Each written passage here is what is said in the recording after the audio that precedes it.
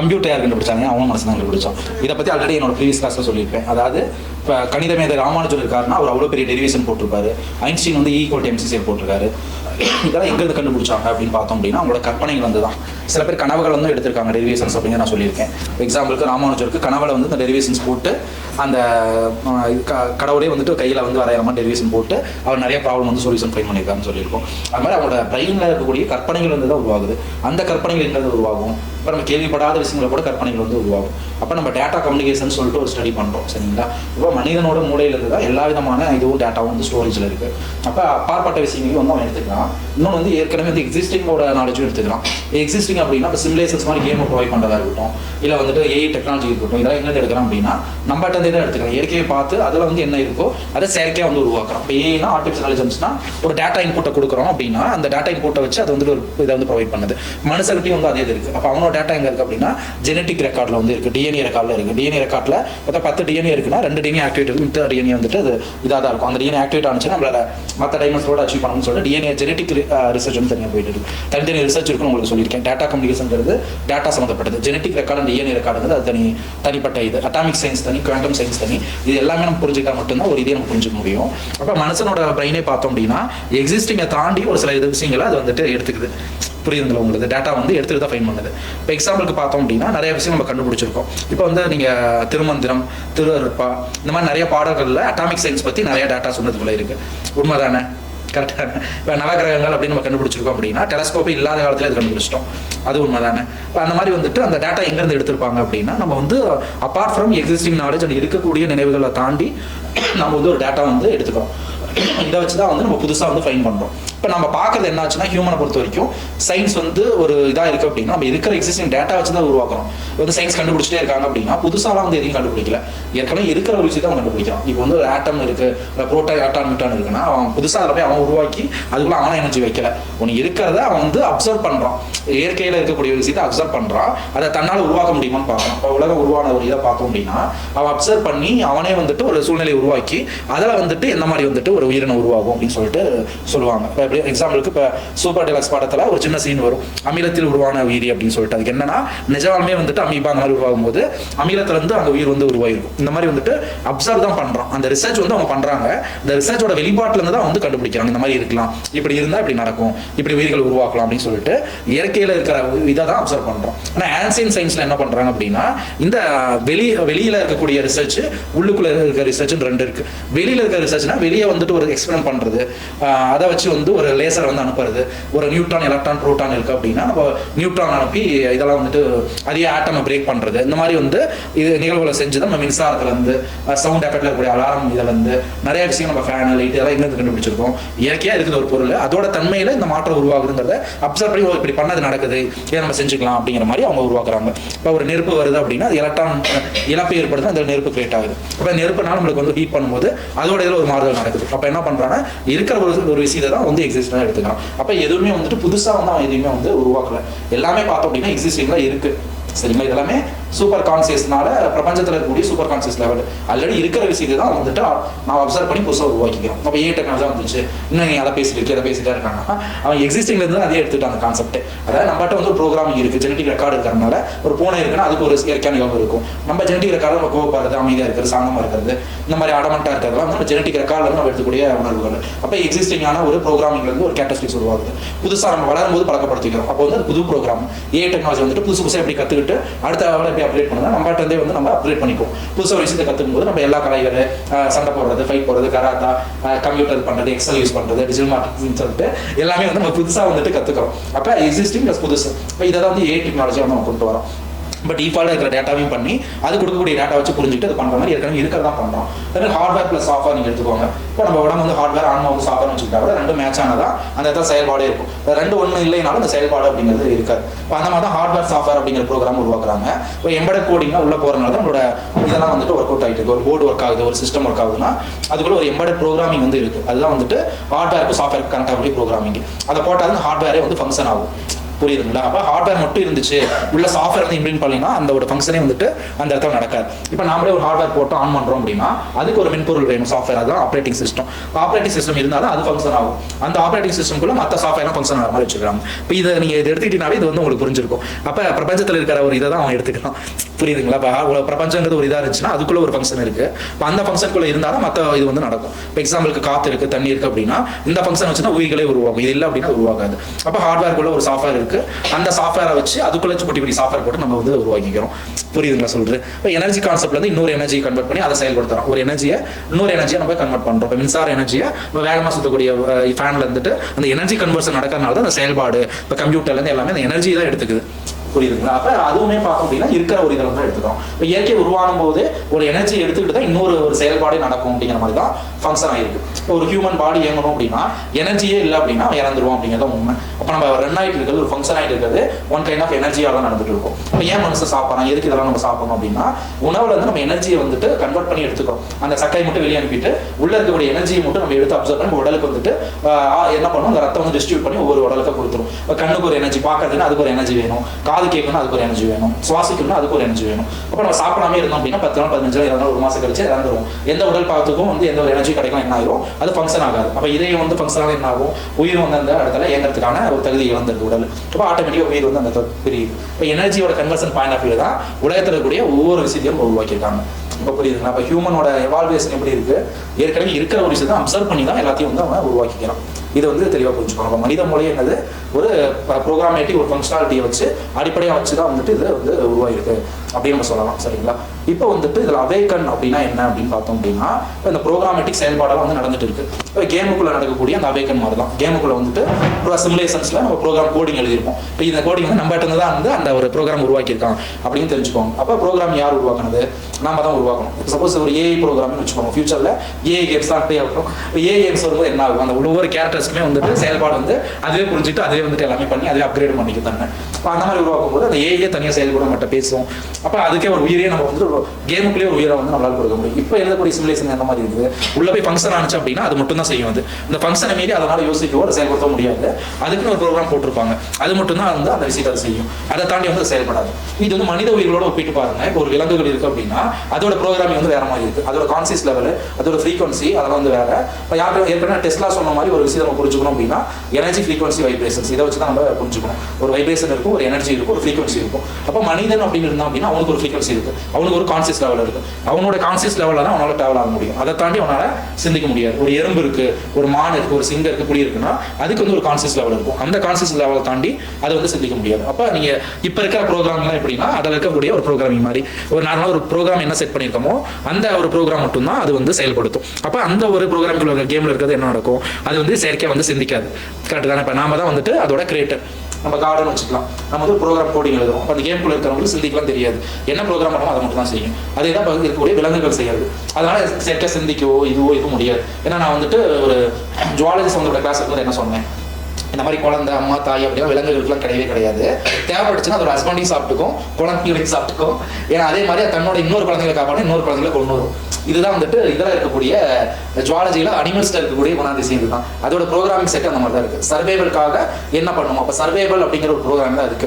தான் உயிர் வாழ்றதுக்கு என்ன வேணாலும் பண்ணலாம் அப்படிங்கிற ப்ரோக்ராமிங் செட் தான் அதுக்குள்ள இருக்கு. இப்போ என்ன பண்ணணும், தான் உயிர் வாழணும் அப்படின்னா தனக்கு தேவையான உணவை அதுக்கு என்ன வேணுமோ அது எங்க வேணாலும் எடுத்துக்கும். அது வந்துட்டு இன்னொரு குழந்தை சிங்கக்குட்டி இருக்கு அப்படின்னா மான்குட்டி இருக்கு அப்படின்னா அது கன்சர்ன்லாம் பண்ணாது. மான்குட்டியா நம்ம சாப்பிட்டுக்கலாம், அது யாரு குழந்தை அப்படிலாம் சரியா. அப்போ அது ப்ரோக்ராம் லெவல் அந்த மாதிரி தான் இருக்கு. ஸோ அதோட கான்சியஸ் லெவல் பரிணாம வளர்ச்சி அடைஞ்சிச்சு அப்படின்னா அது மனிதனுக்கு ஈக்குவலாக அதனாலேயும் சிந்திக்க முடியும். சரிங்களா? அப்போ ஏஐ டெக்னாலஜி மாதிரி ஃபியூச்சர்ல என்ன ஆகும், நம்ம போகிற ப்ரோக்ராமிங் வந்து அனிமல் மாதிரி இருக்கு அப்படின்னா ஃபியூச்சர் அது சிந்திக்கிறோட ப்ரோக்ராமிங்லாம் வந்து மனுஷனை நாம வந்துட்டு நம்மளுக்கு ஈக்குவலான ஒருத்தர் வந்து உருவாக்குறோம். அப்போ அதுவும் என்ன பண்ணும், சிந்திக்கும், செயல்படும், பேசும், நம்ம கிட்ட வந்து இன்டராக்ட் பண்ணும். இப்போ நிறைய வந்துட்டு ஈக்குவலாக ஒரு 40-30% அந்த மாதிரி தான் உருவாக்கலாம். ஃபாரின்ல பார்த்தோம்னா அதுவே பேசும், நம்மள இன்டராக்ட் பண்ணணும், எல்லாமே ப்ரோக்ராம் கோடிங் போட்டிருப்பாங்க, அதுவே செயல்படுத்தி நம்மளுக்கு தகுந்த மாதிரி ஆன்சரும் பண்ணணும். அந்த மாதிரி நிறைய விஷயம் வந்து நடக்கிறதுக்கு வாய்ப்பு இருக்கு.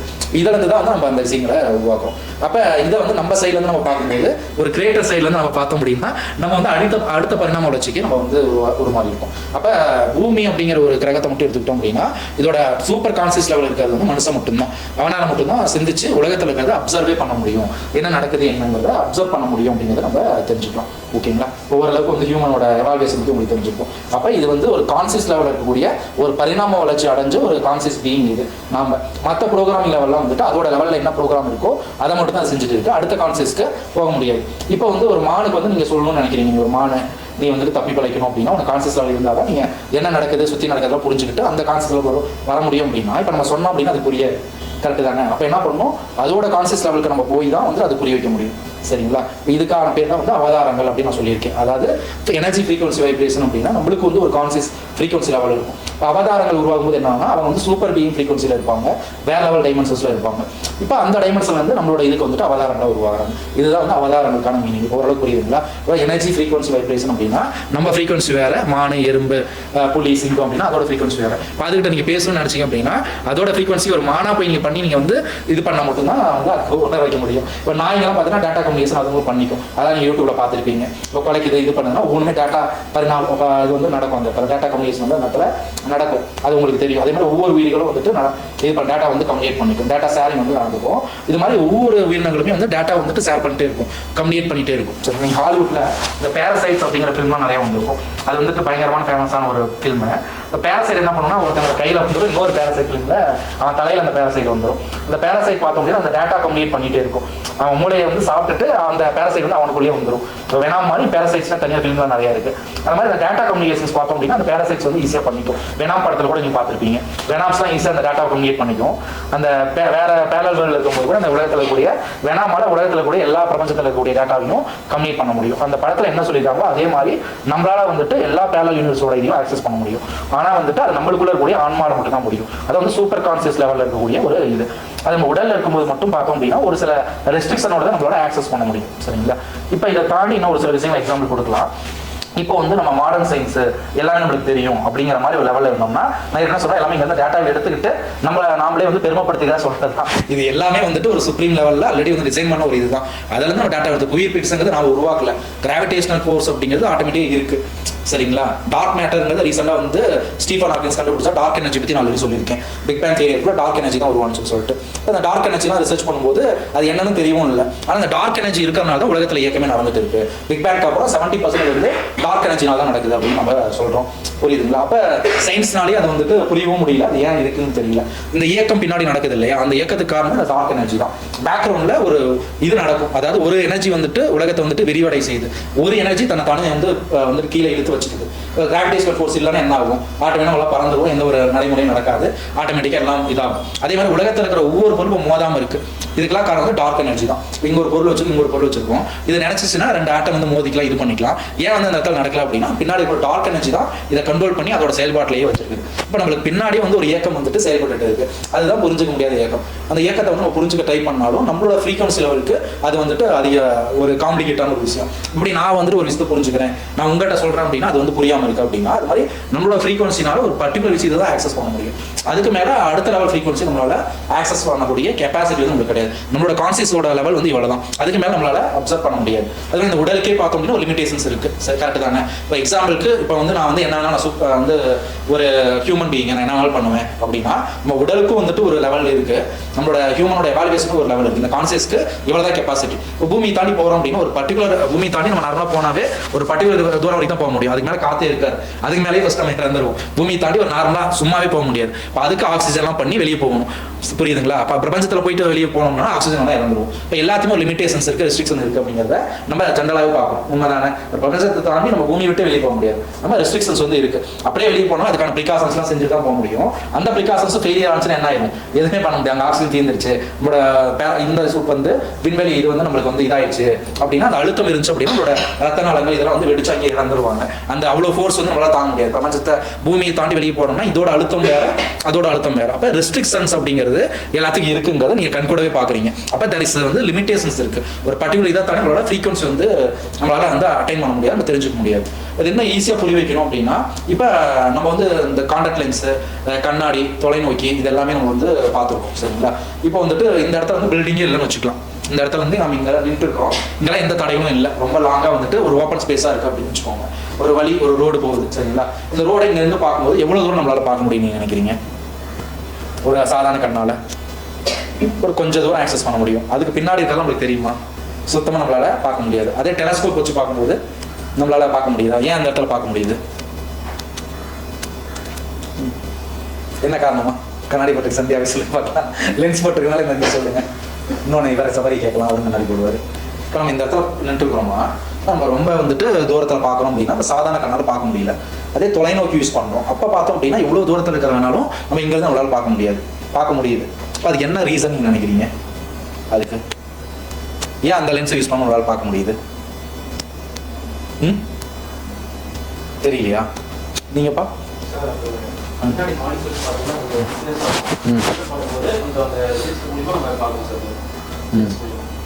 வெளிச்சம் பார்க்கறதுனால பார்க்குறோமா? கண்ணாடி பொறுத்த வரைக்கும் கொஞ்சம் ஜிக்ஸாக இருக்கும். அது கரெக்டான பொசிஷன் வைக்கும்போது ஜூமிங் பொசிஷன் ஆட்டோமேட்டிக்காக இருக்கும். அந்த லைட்டு கூட வெளிச்சம் பண்ணும்போது நம்ம ஜூமிங் தெரியும். காஃபி வாங்கிட்டு வந்துட்டீங்களாப்பா? அது கொடுத்துருங்க அப்படியே எல்லாத்தையும். நான் ஆரி இருக்குன்னு நினைக்கிறேன். அது கொடுத்துருங்க, நான் சொல்கிறேன். ஆரிக்கு போய் அது கூட போய் கொடுத்துருங்கம்மா. கையில் அடிபட்டுருக்கா? உங்களுக்கு கையில் அடிபட்டுருக்கா? ஒருத்தர் இன்னும் ஒருத்தருக்கோங்க. ஒரு 2 பேர் போதுமா? வேறு யார் கண்ணாடி போட்டவங்க? நீங்கள் 2 பேர் யார் கண்ணாடி போடுவீங்களாம்மா? தூங்கிட்டீங்களா பாதி? இது எல்லாத்தையும் சிரிச்சிங்கன்னா என்ன வந்து கண்ணாடி போடுறவங்க யார்? மோதியில் சொல்லுங்கம்மா. நீங்கள் பாருங்க, கண்ணாடி போடுறவங்க சொல்லுங்கம்மா. ஏன் வந்து உங்களால் வந்து அது தூரத்தில் இருக்க கூட ஏன் பார்க்க முடியுது? இப்போ இந்த இடத்துல நம்ம பார்க்குறோம் சரிங்களா? இப்போ என் கையவே பார்க்குறோம் அப்படின்னா இந்த கையில் பார்த்தா மில்லியன் கணக்கான உயிரிகள் இருக்குது. இப்போ இந்த இடத்துல இருக்குன்னு நீங்கள் நம்புவீங்களா? நம்ப மாட்டீங்க. இது எப்படி சார் இந்த இடத்துல மில்லியன் உயிர் இருக்கா அப்படின்னு நீங்கள் சொல்லுவீங்க. ஆனால் நிஜாமே நம்ம கையில் இப்போ மில்லியன் உயிர் இந்த இடத்துல இருக்கும். நம்ம உடம்புல இப்போ நான் மட்டும் தான் இருக்க நம்ம நினச்சிட்டு இருக்கோம். ஆனால் நம்ம உடம்புக்குள்ளே எவ்வளோ புழுக்கள் இருக்குது, பாக்டீரியா இருக்குது, அதெல்லாம் தெரியும் உங்களுக்கு. ஒவ்வொரு புழுக்கள் நம்ம உயிருக்குள்ள பாக்டீரியா இருக்குது. நாமளே ஒரு இண்டிவிஜுவல் பர்சன், நம்மளுக்குள்ளேயே ஒரு பேரசைட்ஸ்லாம் நிறையா இருக்குது. இப்போ பாக்டீரியாவை பார்த்தோன்னா குட் பாக்டீரியா, பேட் பாக்டீரியாலாம் இருக்குது இல்லையா? இப்போ நம்ம வந்து நான் மட்டும் தான் இருக்கிறோம், அதெல்லாம் பாக்டீரியா அப்போ சாப்பிடாதீங்க அப்படின்னு நம்ம சொல்கிறோம். ஆனால் நம்ம உடம்புக்குள்ளேயே குட் பாக்டீரியா, பேட் பாக்டீரியா இருக்குது. அந்த குட் பாக்டீரியா இருந்தால் தான் வந்து நம்மளால் உயிரே வாழ முடியும். அப்போ தான் வந்து அந்த சத்து, அந்த பேரசைட்ஸ் வந்து இருந்தால் தான் நம்மக்குள்ளேயே அது உயிர் வாழ்ந்து நம்மளுக்கு அது நல்லதும் செய்யும். அதான் குட் பாக்டீரியா. எல்லா உயிர்களுக்கும் அது இருக்குது சரிங்களா? அப்படி இருக்கும்போது இப்போ 2 விதமான லென்ஸு வந்து தொலைநோக்கி அண்டு சின்ன லென்ஸ் வந்து நம்ம பார்க்குறோம் கரெக்டாக. ஒன்று வந்து ரொம்ப லாங்காக இருக்கிறத பார்க்க ஹெல்ப் பண்ணுது. இன்னொன்று வந்து அட்டாமிக் லெவலில் இருக்கிறதே பார்க்கறது ஹெல்ப் பண்ணுது. கரெக்டு தானே? இப்போ வந்து ஒரு பாக்டீரியாங்கிறது அட்டாமிக் லெவலே கிடையாது, அது வந்து நார்மல் லெவல் தான். ரொம்ப மைனூட்டாக அதே இதுலேயே வந்து நிறையா டைப் இருக்குது, உங்களுக்கு தெரியும் சரிங்களா? அப்படி இருக்கும்போது என்ன காரணம், எப்படி நம்மளால் அதை ஆக்சஸ் பண்ண முடியுது? சார் நான் வந்துட்டு அந்த டாக்டர்கிட்டே கேட்டேன் சார். வந்து என்ன கேட்டேன்னா, ஹாஸ்பிட்டல் செக் பண்ணப்போ சார் நான் கேட்டேன், எனக்கு வந்து இது போடுமா, எப்படி தெரியுதுன்னு பாரு அப்படின்னு சொன்னாங்க சார். நான் போட்டேன், இது போட்டப்போ தெரியுது, என்னால் சும்மா பார்க்க முடியல அப்படின்னு சொல்லிட்டு அந்த டாக்டர்கிட்டே கேட்டேன் சார். அது வந்துட்டு அந்த டாக்டர் சொன்னாங்க, அந்த அந்த கிளாஸ்ல வந்துட்டு அந்த 2 சைடும் அந்த இதாக இருக்குல்ல சார், அதுக்குள்ள பவர் இருக்கு அப்படின்னு சொல்லி. என்ன பவர் வச்சிருக்கீங்க நான் கேட்டேன் சார். அப்போ என்ன பவர்? இந்த வயசுல கேட்டீங்களா, சின்ன வயசுல கேட்டீங்களா? இப்போ சார் இப்போ நான் ரீசெண்டாக போனேன். இந்த வயசுல இந்த கேள்வி கேட்டிருக்கீங்களா? நீ சின்ன வயசுல என்ன கேள்வி கேட்டிருப்பீங்க, சொல்லுங்கம்மா. அப்போ வந்துட்டு அந்த டாக்டர் வந்துட்டு சொன்னாங்க சார், நம்மளால வந்துட்டு நம்ம அதிக சிஸ்டம் பார்க்குறோம் இல்லையா, அப்போ வந்துட்டு நம்ம 1 மணி நேரத்துக்கு 10 நிமிஷமாவது நம்ம வந்து ஃப்ரீயாக இருக்கணும். இல்லைன்னா வந்துட்டு நம்ம கண்ணில் வந்துட்டு அந்த ஏதோ தண்ணி மாதிரி வந்து போய் வர மாதிரி இருக்கும். அதுக்காகவே அந்த பவர் மாதிரி நான் செட் பண்ணியிருக்காங்க அப்படின்னு. அது என்ன பவர் இருக்குன்னு சொல்லுங்க அப்படின்னு சொல்லிட்டு நான் கேட்டேன் சார். அவங்க கடைசி வரைக்கும் என்கிட்ட சொல்லவே இல்லை சார் என்ன பவர் இருக்குன்னு சொல்லி. ஓகே, நந்தா தெரியுமாப்பா இதுக்கான சார்? சின்ன வயசுல 8வது 7வது புக்கில் பிசிக்ஸ் புக்கில் படிச்சிருப்பீங்கல்ல, லென்ஸோட டைப்ஸ் பற்றிலாம், கிட்ட பார்வை தூர பார்வையெல்லாம் படிச்சிருக்கீங்களா? படிச்சேன் சார், மறந்துடுச்சு. இங்கே தான் ரீசன்ட் 2K கிட்ஸ் ஆச்சேப்பா. ஞாபகம் இல்லை சார். இல்லையா? உங்களுக்கு தெரியுமாம்மா? தெரியுமா? சரி, கோமதி சொல்கிறாம்மா, ஆன்சர் தெரியுங்கிறாங்க, சொல்லுங்கம்மா. சார் ஆக்சுவலாக அது மைக் வாங்கிக்கோங்க. ஆக்சுவலாக ஹியூமன் பீயிங்ஸ்க்கு வந்துட்டு அந்த பார்த்து நீங்கள் பொறுமையாக சொல்லுங்க. Okay sir. சுடுதா? இல்லை பசங்க கொட்டோட வித்தியாசமாக இருக்கு உங்களுக்கு. அதான் காலம் மாறிடுச்சுப்பா, எல்லாருமே எல்லா வேலையும் செய்கிறாங்க. அதனால் நீங்கள் தான் நினச்சிக்கிறேன். எடுத்துக்கோங்க எல்லாம் கீழே ஊற்றிடாத, கீழே அந்த எடுத்துக்கோங்க. டீ காஃபி குடிப்பீங்களா? குடிக்கிற பழக்கம் இல்லையா? இந்த தம்பி குடிக்க மாட்டாரா? சுதர்சனம் குடிக்க மாட்டீங்களா? டீ காஃபி குடிக்கிற பழக்கம் இல்லையா?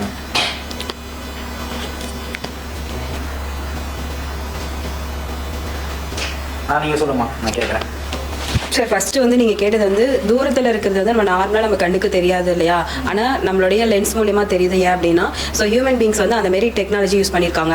அது வந்து சயின்ஸில் வந்து குவி லென்ஸ் அண்ட் குழி லென்ஸ் அப்படின்னு சொல்லிட்டு அந்த 2 வே ப்ராசஸ்லாம் நடக்கும். ஸோ யாருக்கு வந்து அந்த பொருள் வந்து தெரியாமல் இருக்கோ அவங்களுக்கு ஏற்ற மாதிரி அந்த லென்ஸ் வந்து வடிவமைப்பாங்க. இப்போ எனக்கு ஜஸ்ட் வந்து அந்த திங்ஸ் வந்து தெரியல அப்படின்னா நான் கன்சல்ட் போகக்குள்ள எனக்கு வியூ பண்ணி என்ன மாரி டைப் இருக்குது அப்படின்னு பார்த்துட்டு தான் எனக்கு அந்த லென்ஸ் தருவாங்க. நம்மளுடைய அந்த பைனாகுலரில் அதெல்லாம் தெரியுது அப்படின்னா தூரத்தில் இருக்கிற பொருள் மட்டும் தான் நம்மளை கேட்ச் பண்ணுற மாதிரி அவங்க அப்சர்வ் பண்ணியிருப்பாங்க. ஸோ அதுக்கான லென்ஸ் வந்து அதில் செட் பண்ணி வச்சிருப்பாங்க சார். அப்படிங்கும்போது நம்மளுக்கு எவ்வளோ தூரத்தில் இருந்தாலும் அதை நம்மளுக்கு அப்சர்வ் பண்ணி காட்டுவாங்க. ஸோ இதை தான் வந்துட்டு ப்ரீவியஸில் ஆதி காலத்திலலாம் அந்த கிபிலாம் சொல்லுவாங்கல்ல சார், அவங்க அந்த போருக்கு போகும்போதெல்லாம் அவங்க அந்த மாரி ரோலர் மாரி யூஸ் பண்ணுவாங்க அப்படின்னு நான் கேள்விப்பட்டிருக்கேன். அதுக்காக அது யூஸ் பண்ணுறது. ஸோ செகண்ட் ஒன் என்னன்னா, ஹியூமன் பீங்ஸோட ஐ பவர் பொறுத்தவரை பார்த்தீங்கன்னா ரொம்ப நேரம் வந்து ஒரு திங்ஸை வந்துட்டு பார்க்கவே முடியாது. அதை நம்மளுடைய ஆட்டோமேட்டிக்காக நம்மளுடைய பிளிங்ஸே வந்துட்டு அது ஸ்டாப் பண்ணி வச்சிரும், சுருக்கும். அந்த டைமில் வந்து நம்ம என்ன நினைப்போம்னா நம்மளால இவ்வளோ தான் வந்து பார்க்க முடியும் அப்படிங்கிற திங்கிங் நம்மளுக்கு வந்துடும். ஸோ அதனால நம்ம பார்க்கறது வந்து ஸ்டாப் பண்ணுவோம் சார் இந்த ப்ராசஸ். இவனை பிரியம் காட்டப்படுமா? அவன் நான் ஒரு கேள்விக்கு ஆன்சர் பண்ணல, ஒரு பாஸ் பண்ணுது.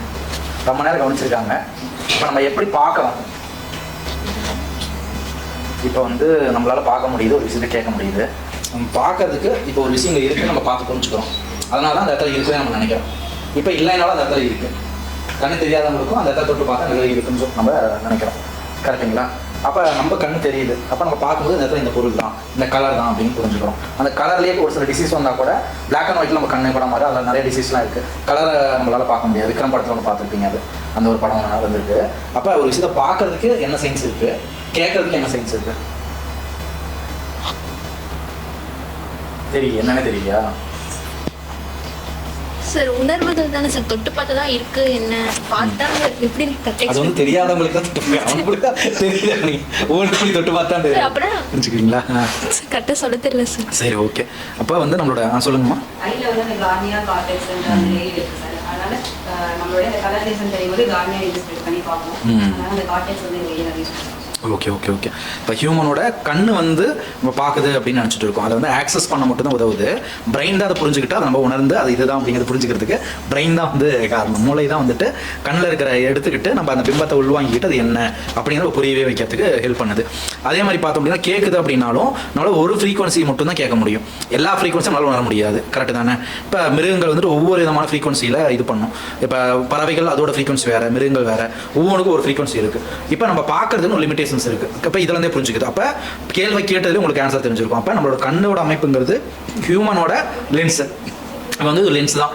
அப்போ மனசை வந்து ஏற்கனவே சமையல் ஏதாச்சும் உருவாக்கியிருப்பான், அப்சர்வ் பண்ணி தான் உருவாக்கியிருப்பான். அப்போ ஹியூமனோட லென்ஸை வச்சு தான் இப்போ இந்த லென்ஸால் இதை ஆக்சஸ் பண்ண முடியுது அப்படின்னா நாம ஒரு லென்ஸை உருவாக்கணும் அப்படின்னா அதை ஃபோக்கஸ் பண்ணும்போது நம்மளுக்கு அதை புரிஞ்சுக்கிற சக்தி ஏதாவது கொடுக்குது.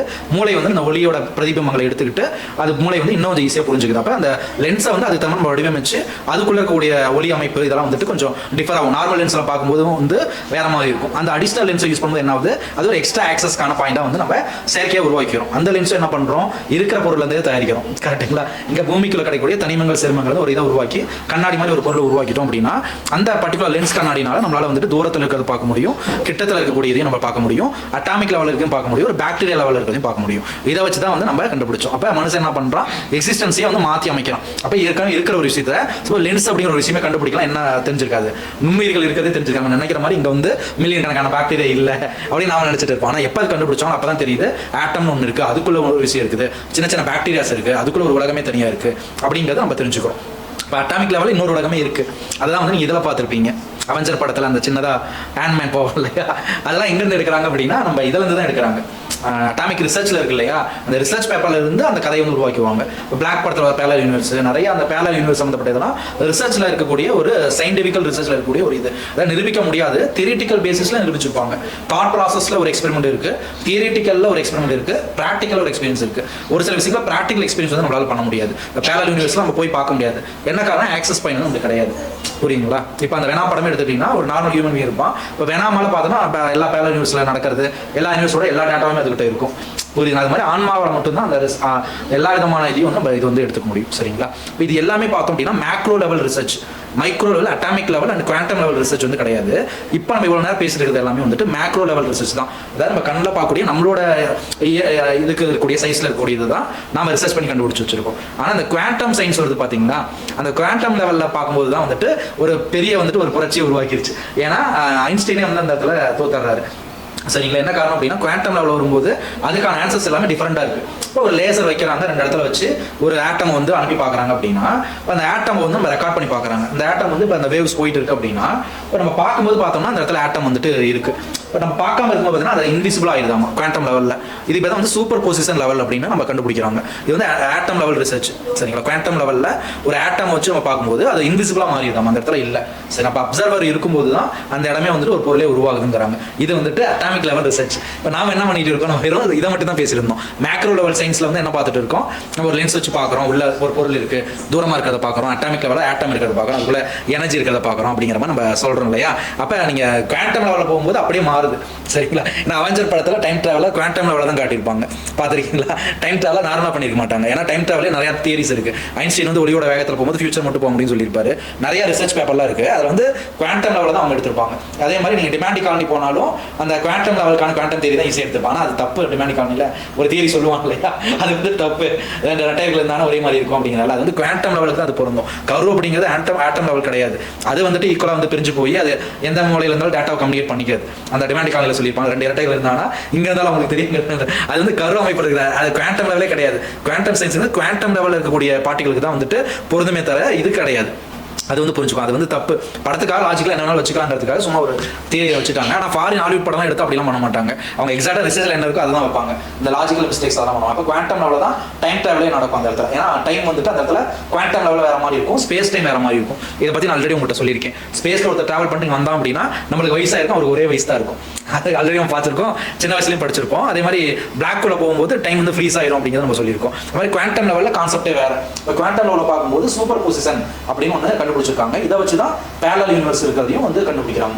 நம்மள மாதிரி நிறைய யூனிவர்ஸ் இருக்கு அப்படின்ட்டு. இப்போ அதை எப்படி உருவாக்குறாங்க, இப்போ நிறைய அந்த பிளாக் மூவியில் நிறைய ஜீவா எப்படி வந்தாங்க அப்படின்னு பார்த்தோம்னா குவாண்டம் லெவலில் ஒரு இதை ரிசர்ச் பண்ணும்போது என்ன ஆகுது அப்படின்னா அது வந்து மறைஞ்சு இன்விசிபிளாக மாறுது. அப்சர்வர் அப்படின்னா நாம தான் ஒரு அப்சர்வர். நாம அதை அப்சர்வ் பண்ணும்போது அந்த பொருள் அங்கே இருக்குது அப்படின்னு சொல்றாங்க. இதை தான் வந்து ரமண மகரிஷியில் நானியார்த்தத்தை நான் சொல்லியிருப்பேன். நல்லா கவனிச்சிங்கன்னா உங்களுக்கு தெரிஞ்சிருக்கும்.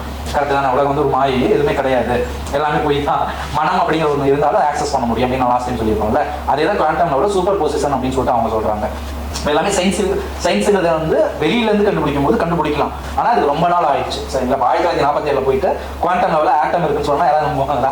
அதே 2025 ஆமாம் குவாண்டம் தியரி இருக்குது அப்படின்னா நம்பிடுவாங்க. புரியுதுங்களா. அப்போ மாற்றங்கள் வரும்போது தான் தெரியுது. ஆனால் ஆன்ஸ்டைன் வந்து அந்த மாதிரி பண்ணலாம். அவங்க வந்து உள்ளுக்குள்ள தான் இத்தனை விஷயம் ரிசர்ச் பண்ணி ஆட்டம் லெவலில் இருக்குது, ஆட்டம் இருக்குன்னு சொல்லிட்டு திருமந்தத்தெல்லாம் பாடியிருக்காங்க. அது வந்து அவங்க வந்து வேற ஒரு ஃப்ரீக்வன்சியில் இருப்பாங்க. அவங்களோட உடலமைப்பும் சரி, அவங்க மனசும் சரி, எல்லாமே வேற லெவல் ஆஃப் ஃப்ரீக்வன்சி அவங்களுக்கு எல்லாமே ஆன்ஸ்டைனில் இருக்கும்போது. காலப்போக்கில் நம்மளோட கான்சியஸோட லெவல் மாறுது. நம்ம உணவு பழக்கம் இருக்கும்போது ஒரு எனர்ஜி எடுத்துக்காக நம்மளோட ஃபங்க்ஷனாலிட்டி நல்லா இருக்கும். ஏன் இப்போ வந்து நம்மளால அவங்க அளவுக்கு சிந்திக்க முடியல இது பண்ணோம்னா நாம வந்து சரியான எனர்ஜி வந்து நம்மளுக்கு கிடைக்க மாட்டேங்குது. மூளையால வந்து அதுக்கான ஃபுல் எனர்ஜி வேணும் அப்படின்னா சரியான உணவு எடுத்துக்கிட்டா தான் நம்மளுக்கு அந்த எனர்ஜி லெவலே கிடைக்கும். இப்போ எனர்ஜி ப்ராப்பராக போகணும், மூளையால அந்த ஃப்ரீக்வன்சியில் செயல்பட முடியல. அதனால நம்ம அவங்க அளவுக்கு சிந்திக்க முடியல. ஆனால் வெளியே இருந்து நம்ம ரிசர்ச் பண்ணி ஒரு எக்ஸ்பெரிமெண்ட் வச்சு தான் அதை வந்து நம்ம புரிஞ்சுக்கணும். இப்போ குவாண்டம் லெவல் சூப்பர் பொசிஷனா என்ன அப்படின்னா இப்போ நம்ம ஒரு அப்சர்வர் பார்க்கும்போது தான் அந்த இடத்துல ஒரு பொருளே இருக்கு அப்படின்னு தெரியுதாமா. சப்போஸ் அப்சர்வர் இந்த இடத்துல பார்க்கலன்னா அந்த இடத்துல ஒரு பொருளே இல்லை, அப்பதான் வந்து அது முடிவு எடுக்குது அப்படின்னு சொல்றாங்க. ஒரு காயின் வந்து நம்ம மேலே போடுறோம் அப்படின்னா அந்த காயின் வந்து கீழே விழுது அப்படின்னா அது எந்த பொசிஷன் வேணாலும் விழலாம். அப்சர்வ் பார்க்கும்போது ஒரு ஹெட்டா டாஸான்னு போடுறோம் இல்லையா, ஒரு ஹெட் எடுத்துருக்குமா இது எடுத்துக்குமான்னு பார்த்தோம் அப்படின்னா நம்ம பார்க்கும்போது அந்த ரிசல்ட்டை எடுத்துக்கணுமா. அப்போ மீதி இருக்கிற ரிசல்ட்லாம் பார்த்தோம் அப்படின்னா மறுபடியும் வந்துட்டு இன்னொரு ரியாலிட்டியில் நிறைய ரியாலிட்டி வந்து அதில் உருவாகிடும். அப்போ அந்த இடத்துல பார்த்தோம் அப்படின்னா நிறைய இடத்துல ஒவ்வொரு இடத்துல அந்த காயின் வந்து அதே மாதிரி போட்டிருப்பாங்க, டிஃப்ரெண்ட் ரியாலிட்டி இருக்கும் அப்படிங்கிற மாதிரி கண்டுபிடிச்சிருக்காங்க சரிங்களா. இதுதான் வந்து சூப்பர் பொசிஷன் வந்து இது. அது தியரி வந்துட்டு எல்லாரும் அக்செப்ட் வந்து பண்ணிட்டாங்க. ஆமா இது ஒரிஜினல் தான் அப்படிங்கிறது நிரூபிக்கவும் யாராலையும் வந்து அது எதிர்த்தும் வந்து சொல்ல முடியல. சூப்பர் பொசிஷன் வந்து இருக்கு அப்படின்னு ஒத்துக்கிட்டாங்க. இதை வச்சு தான் பேரலல் வேர்ல்ட் அப்படிங்கிறத கண்டுபிடிச்சாங்க சரிங்களா. பட் நம்மளால வந்துட்டு அந்த அளவுக்கு வந்து நம்மளால ஃப்ரீக்வன்சியால ஆக்சஸ் பண்ண முடியல. அப்போ நம்ம பார்க்குறோம் கேட்கறங்கிறதே வந்துட்டு லிமிட்டேஷன் தான். இப்போ அது புரிஞ்சுச்சுங்களா. இப்போ கண்ணால பார்க்கல அப்படிங்கிறது இந்த இடத்துல எதுவும் இல்லைன்னு அர்த்தம் இல்லை. அந்த படத்தில் வர மாதிரி அந்த இடத்துல போட்டோனே பேய் இருக்கு அப்படின்னு சொல்லி காட்டுவாங்க. அதனால நிஜமாவே வந்துட்டு டிஃப்ரெண்ட் செட் ஆஃப் வந்துட்டு உயிர்கள் வந்து இருக்கலாம் சரிங்களா. இப்போ நார்மலாக பாக்டீரியா ஒன்று இருக்காது, நம்ம இது கண்டுபிடிச்சு தான் பார்க்குறோம். இந்த இடத்துல கூட உயிரும் தூசியில் வந்து இருக்கும். இந்த இடத்துல நம்ம பார்த்துருக்கோம்னா ஒரு தூசி இந்த இடத்துல பறந்துட்டு இருக்கலாம். அதில் நம்மளால ஆக்சஸ் வந்து நம்ம கண்ணால் தூசியை பார்க்க முடியல. அந்த தூசிக்குள்ள ஒரு உயிர் வந்து இருக்கலாம். புரியுதுங்களா சொல்றது. அப்போ நம்ம பார்க்காத எல்லாமே வந்துட்டு உண்மை இல்லை அப்படின்னு அர்த்தம் கிடையாது. நம்மளோட ஆக்சஸ் லெவல் இதுதான். ஆந்தையில நைட்டு கூட பார்க்க முடியும், நம்மளால பார்க்க முடியுமா. நம்மளோட லென்ஸோட கெப்பாசிட்டி அதுதான். அதே மாதிரி ஃப்ரீக்வன்சியை இப்போ மீ ஒலின்னு நம்ம சின்ன வயசுல படிச்சிருப்போம். வவ்வாலுக்கு பார்த்தோம்னா அந்த சவுண்டு போகும். அது வந்து கண்ணு கிடையாது, அந்த சவுண்டை வச்சு தான் அதை டிராவலே பண்ணிக்கும். ஆனால் அந்த சவுண்டை நம்ம அந்த ஹெட்ஸை நம்மளால கேட்க முடியாது. அதான் பறவைகளோட இதை ஒரு சில ஃப்ரீக்வன்சி தான் நம்மளால வந்து கேட்க முடியும். இப்போ புரியுதுங்களா உங்களுக்கு. அப்போ நம்ம கேட்கல அப்படிங்கிறதுக்காக இந்த இடத்துல எந்த ஒரு வைப்ரேஷன் சவுண்டு இல்லைன்னா இல்லை. அதே மாதிரி வந்துட்டு ஒரு மொழி அப்படிங்கிறதே வந்துட்டு ஒரு இது கிடையாது. நம்ம பேசிட்டு இருக்கோம் அப்படின்னா அது ஒரு வைப்ரேஷன் தான். இந்த வைப்ரேஷனை நம்ம மூளை புரிஞ்சுக்கிட்டு ஓகே இது பேசுறாங்க இது அப்படின்னு சொல்றோம்னா இதுங்கிறது ஒரு விஷயமே கிடையாது, அது ஜஸ்ட் ஒரு வைப்ரேஷன் தான். நம்ம பிரெயின் வந்து என்ன பண்ணுது, இதுங்கிற ஒரு வைப்ரேஷன்ஸை நம்மளோட காதல கூடிய பால்ஸ் வந்து அப்சர்வ் பண்ணி எடுத்துட்டு மூளைக்கு வந்து சொல்லுது. அப்போ அந்த பர்டிகுலர் வைப்ரேஷன்ஸ்ல இருக்கிறனால அந்த இது அப்படிங்கிறத நம்ம மூளை வந்து புரிஞ்சுக்குது. இப்போ புரியுதுங்களா? இவ்வளோ நாள் வந்து நம்ம நினைச்சிட்டு இருக்கிற லாங்குவேஜ்லாம் என்னது, வெறும் வைப்ரேஷன்ஸ் மட்டும்தான். கரெக்டாக தான் நம்ம பேசிட்டு இருக்கிற இங்கிலீஷ், தமிழ், தெலுங்கு எல்லாமே என்னது ஒன் கைண்ட் ஆஃப் வைப்ரேஷன்ஸ் தான். நம்ம புரிஞ்சுக்கிட்டு நம்மளுக்கு தகுந்த மாதிரி மூளை வந்து அது தெரிஞ்சுக்குது. இப்போ தமிழ் அப்படிங்கிறப்ப நம்ம என்ன கற்றுக்கிறோம் அப்படின்னா ஒரு வைப்ரேஷன் தான் நம்ம கற்றுட்டு இருக்கோம். ஒரு மொழி அப்படிங்கிறது என்னது ஒரு வைப்ரேஷன் தான். தமிழ் லாங்குவேஜில் பேசினா இது ஒரு வைப்ரேஷன்ஸ்ல இருக்கும். வாங்க போங்க அப்படின்னா அது ஒரு வைப்ரேஷன்ஸ் இருக்கு. கம் ஹியர் அப்படின்னா அது ஒரு வைப்ரேஷன் இருக்கு. சின்ன வயசுல என்ன கற்றுக்கிறோம்னா இந்த வைப்ரேஷனே நம்ம ட்ராவல் ஆகும்போது இதை நம்ம புரிஞ்சுட்டு மூளை வந்து இப்படி சொன்னா இது அப்படின்னு தெரிஞ்சுக்கணும் நம்ம புரிஞ்சுக்கிறோம். புரியுதுங்களா? அப்போ இதே வாங்க போங்கன்னா ஒரு மானாலையும் சிங்கத்தாலையும் புரிஞ்சுக்க முடியாது. என்ன காரணம், அதோட ஃப்ரீக்வன்சி ஆக்சஸ் பண்ணுறதுக்காக அந்த பிரெயின் வந்து ஃபங்க்ஷனும் ஆகல, அந்த மானால அதை புரிஞ்சுக்க முடியாது. அப்போ வைப்ரேஷன்ஸை பண்ணுற அளவுக்கு அது கெப்பாசிட்டி இல்லை. அந்த வைப்ரேஷன் அதுக்குன்னு வந்து வேற ஃப்ரீக்வன்சி. இப்போ மான் பேசும்போது அதில் சவுண்டு போடும்போது அதுக்குன்னு வந்து மிருக மொழி நம்ம சொல்கிறோம் இல்லையா, இப்போ அதில் கம்யூனிகேட் பண்ணும்போது அது வேற மாதிரி புரிஞ்சுக்குது. இப்போ நம்மளோட இது வேற இல்லையா, நம்ம வைப்ரேஷன்ஸ் வந்து மனிதர்கள்லாம் பேசிட்டு இருக்கக்கூடிய வைப்ரேஷன் நம்மளால அண்டர்ஸ்டாண்ட் பண்ணிக்க முடியுது. இப்போ அவங்களுக்கு வந்து வாங்க போங்கிற மாதிரி அவங்க வேற மாதிரி பேசுவாங்க. புரியுது? நம்ம நிறைய யூடியூப்ல கூட பாருங்க, யானைங்க வாங்க அப்படின்னா ஒரு சில மிருகங்கள் புரிஞ்சுக்குது, உடனே வரும் இது பண்ணும். நிறைய மிருகங்கள் வந்து ஒரு சில இதெல்லாம் புரிஞ்சுக்கிட்ட தன்மை வந்துட்டு இது வந்து பரிணாம வளர்ச்சி தான் அடையாது. அந்த மிருகங்களுக்கு வந்து அந்த குணாதிசயங்கள் இயற்கையாகவே வருது ஒவ்வொரு மிருகங்களுக்கு. இந்த மாதிரி வந்து சேஞ்ச் ஆகுது. அப்போ நம்ம கேட்கறதுமே என்னது ஒரு வைப்ரேஷன் தான். அப்போ நம்ம புரிஞ்சுக்கிறதுங்கிறது ஒரு ஃப்ரீக்வன்சி தான். சரிங்களா? இப்போ 3D வியூஸ்ல நம்ம புரிஞ்சுக்கிற வேர்ல்டு தான் வந்து இந்த ஃப்ரீக்வன்சி. இதுக்கு மேலே நம்ம தாண்டாதனால இதுக்கு அடுத்த லெவலுக்கு நம்மளுக்கு தெரியல. இப்போ அவதாரங்கள் வந்துருச்சு அப்படின்னா நம்மளுக்கு எதுக்கு புரிய வச்சிருக்காங்க, ஜஸ்ட் அந்த லெவல் ஃப்ரீக்வன்சி வந்து நம்ம லெவலுக்கு வந்து தான் இப்போ புரிய வைக்கவே ட்ரை பண்றாங்க. சரிங்களா? ஆனால் அந்த அவதாரங்கள் வரும்போது என்ன பிரச்சனை ஆகுது அப்படின்னா இந்த ஞாபக மறதி பற்றி நம்ம ஃபர்ஸ்ட் சொன்னோம் இல்லையா, இந்த மறதி அப்படிங்கிறது ஆன்மாக்கும் இருக்கும். இப்போ நம்ம வந்துட்டு ஒரு பர்டிகுலர் எனர்ஜி லெவல் தான். ஆன்மாங்கிறது ஒரு எனர்ஜி லெவல் தான். நம்ம கண்ணுக்கு முன்னாடி மின்சார எனர்ஜி, மெக்கானிக் எனர்ஜி பார்க்குறோம்னா இந்த உடலுக்கு இயக்கத்துக்கு ஒரு சுப்ரீம் லெவல் எனர்ஜி இருக்கணும். டோட்டல் எல்லாத்தையுமே இயக்கத்துக்கு ஒரு எனர்ஜி இருக்கு இல்லையா, அந்த எனர்ஜி தான் ஆன்மான்னு சொல்கிறோம். அந்த எனர்ஜி உள்ளே இருந்தால் தான் நம்மளுக்குள்ள இருக்கிற எல்லா ஃபங்க்ஷனுமே அந்த இடத்துல நடக்குது. இப்போ அந்த எனர்ஜி வந்துட்டு நினைவுகள்லாம் வந்துட்டு பிரபஞ்சத்தோட ரெக்கார்டு இருக்கும், ஆன்மாலே ரெக்கார்டாக தான் இருக்கும். ஆனால் புதுசாக போகும்போது அந்த பிரெயின்குள்ளே எந்த ஒரு இதுவும் இருக்காது. அப்போ என்ன ஆகும், நம்ம சுப்ரீம் லெவல் ஃப்ரீக்வன்சியில் இருந்தாலும் இப்போ நம்மளை பொறுத்த வரைக்கும் சூப்பர் கான்சியஸாக இருக்கும். இப்போ மானசிகலாம் நார்மலாக இருக்குது. சப்போஸ் அந்த ஒரு இதில் போய் நம்ம பிறக்கிறோம்னா என்ன ஆகும், அந்த ஃப்ரீக்வன்சியில் இருக்கும்போது நம்ம மறந்து தான் வந்து பார்ப்போம். அதான் வந்து என்லைட்மெண்ட் அப்படின்னு நான் சொல்கிறேன் இல்லையா. விவேகானந்தா, ராமகிருஷ்ணர், அது மாதிரி நிறைய பேர், ரமண மகரிஷி, நிறைய பேர் வந்து அவேக்கன் ஆகிறாங்க இல்லையா. இப்போ குருநானக், சீக்கிய மதத்தோட தலைவர் குருநானக், இவங்களாம் பார்த்தோம்னா ஒரு பர்டிகுலர் வயசில் தான் நானும் அடைஞ்சிருப்பாங்க. புத்தர் அப்படின்னு எடுத்துக்கிட்டீங்கன்னா அது வந்து அவேக்கன் ஆகிறது அப்படின்னு அர்த்தம். அந்த ஃப்ரீக்வன்சிக்கு வந்து அவங்க போன பிறகு மறுபடியும் அவங்களால வந்து எல்லாத்தையும் ஆக்சஸ் பண்ண முடியும். அவங்க பேசுறதெல்லாம் பார்த்தோன்னா டிஃப்ரெண்டாக இருக்கும். சரிங்களா? இப்போ எக்ஸாம்பிளுக்கு இப்போ மகாவிஷ்ணு எடுத்துக்கோங்க. நார்மலாக அந்த மகாவிஷ்ணு வந்து இப்போ இதெல்லாம் மாட்டினா இல்லையா, கேஸில் கூட மாட்டி ஸ்கூலில் பேசி மறுபிறவை பற்றி பேசி மாட்டிக்கிட்டான். அவங்களோட ஜஸ்ட் ஒரு இன்டர்வியூ கேட்டு பாருங்க.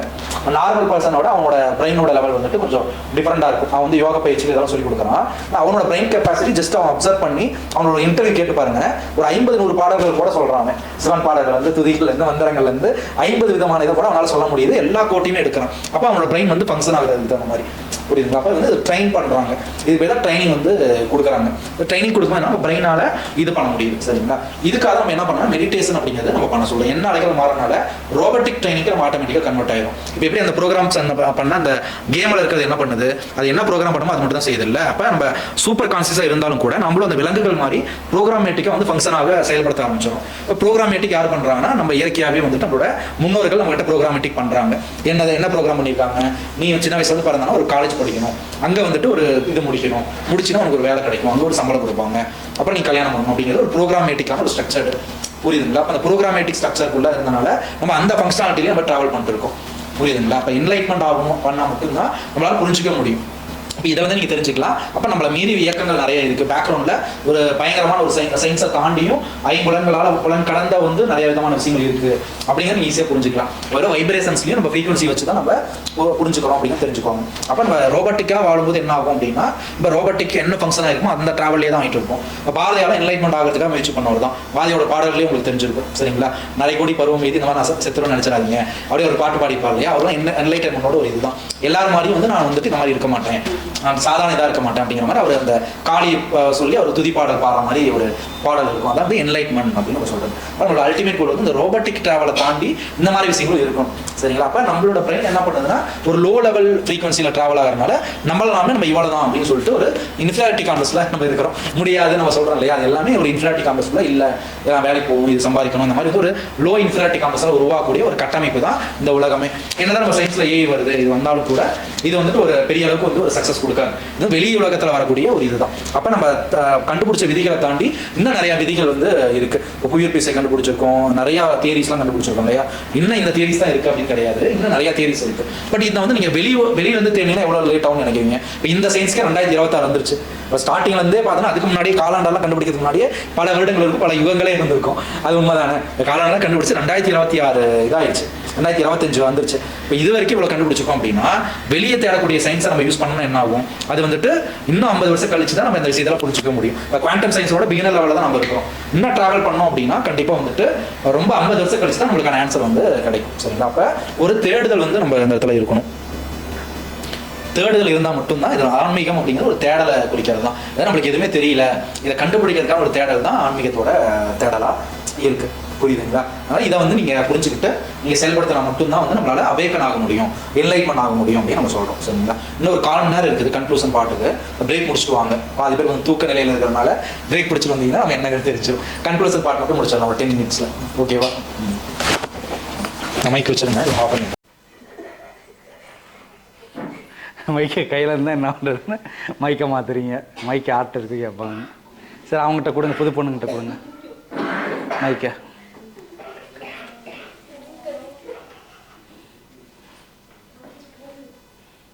வச்சிருமா, யார் வச்சுருக்காங்களோ அவங்கள தான் கேட்க போகிறேன். நீங்கள் தான் இப்போ உங்கள் கையில் தான் இருக்குது. ஆன் பண்ணிட்டீங்களாப்பா? என்னம்மா? ஏம்மா என்னம்மா என் மைண்டில் இருக்கிறத அவங்க கண்டுபிடிச்சி நான் என்ன கேட்பேன்னு அவங்களுக்கு தெரியுமா? சரிங்களா?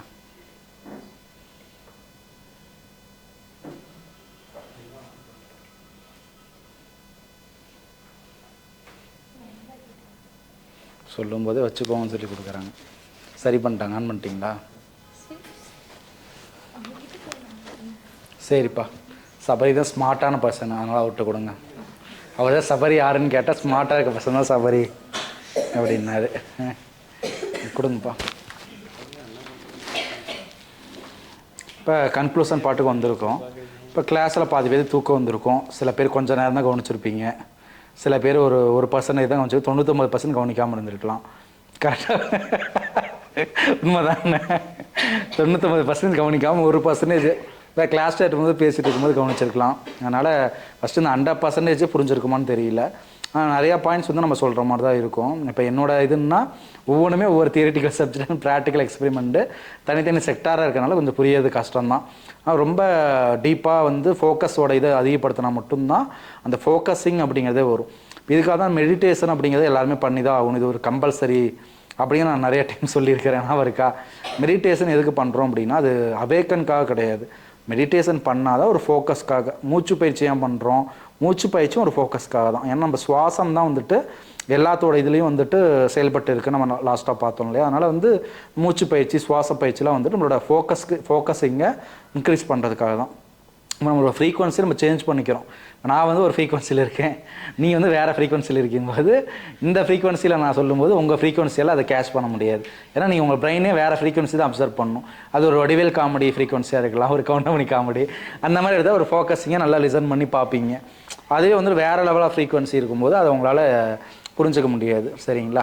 நான் சொல்கிறது எனர்ஜி ஃப்ரீக்வன்சி வைப்ரேஷன் கான்செப்டில் என்ன புரிஞ்சுக்கவே மாட்டீங்க அப்படிங்கிறத நான் ஃப்ரீக்வன்சி லெவலை வச்சு நான் புரிய வைக்கிறேன். ஃபோக்கஸிங் வந்து ரொம்பவே முக்கியம். இந்த ஃபோக்கஸிங்காக தான் நம்ம வந்து பயிற்சிகள் அப்படிங்கிறது எடுக்கிறது. இப்போ எக்ஸசைஸ் அப்படிங்கிறது உடலோட வலிமைக்காக. இப்போ வெயிட் ட்ரைனிங் எக்ஸசைஸ் வந்து ஜிம்மில் கொடுக்குறோம். நம்ம உடலை வந்துட்டு வலிமைப்படுத்துறதுக்காக அந்த வெயிட்டை தூக்கி நம்ம எவ்வளோ வெயிட் வேணாலும் நம்ம தூக்கக்கூடிய பயிற்சி வரும். நம்மளோட சுவாச பயிற்சியெல்லாம் சேஞ்ச் ஆகும். அப்படிங்கிறப்ப நம்மளோட மனசுக்கான பயிற்சி தான், ஆன்மாக்கான பயிற்சி தான் வந்துட்டு மெடிடேஷன் பண்ணுறது, அப்புறம் மூச்சு பயிற்சி பண்ணுறது, இதெல்லாம் வந்து நம்ம யோகா பண்ணுறதெல்லாம் நம்ம உடலுக்குள்ளே ஏற்படக்கூடிய மாற்றங்கள். இப்போ ஃபோக்கஸிங் வந்து குறைவாக இருக்கனால தான் இந்த தூக்கம் வர்றது, அதை லிசன் பண்ணக்கூடிய கெப்பாசிட்டி இல்லை, புரிஞ்சக்கூடிய தன்மை இல்லாதனால உங்களோட மூளையோட இதுவே வந்துட்டு ஆக்சஸோட பாயிண்ட்டே குறையுது. எப்படி அந்த லென்ஸ் வச்சு பார்க்குறோமோ இப்போ உங்களுக்கு வந்துட்டு அந்த எக்ஸ்ட்ரா ஆக்சஸே இருந்தால் மட்டும்தான் வந்துட்டு உங்களால் பார்க்கவே முடியும். இப்போ அந்த எக்ஸ்ட்ரா ஆக்சஸ் வந்து கூட ஒருத்தர் தட்டி விட்டே இருக்கணும், கவனி தூங்கிறாது அப்படின்னு சொல்லி யாராவது தட்டி விட்டால் தான் நீங்கள் எந்திரிச்சு நீங்கள் இது பார்ப்பீங்க. அதனால் ஃபோக்கஸிங்கை ஃபஸ்ட்டு இன்க்ரீஸ் பண்ணுங்கள். ரொம்ப ரொம்ப டிஃபிகல்ட்டு தான், பட் நாம் தான் வந்து சேஞ்ச் பண்ணிக்கணும். ஓகேங்களா? இப்போ இந்த கிளாஸோட கன்க்ளூஷன் என்ன அப்படிங்கிறத இவங்க சொல்லுங்கள் பார்க்கலாமா? நீங்கள்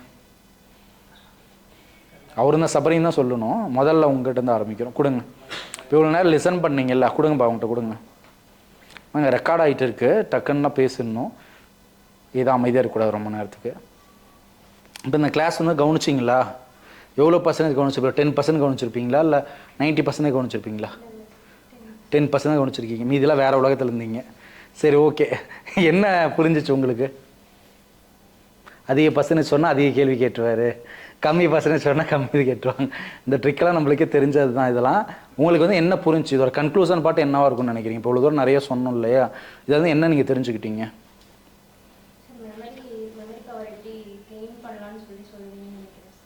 அதுதான் கன்க்ளூஷன் நினச்சிட்டு இருக்கீங்களா?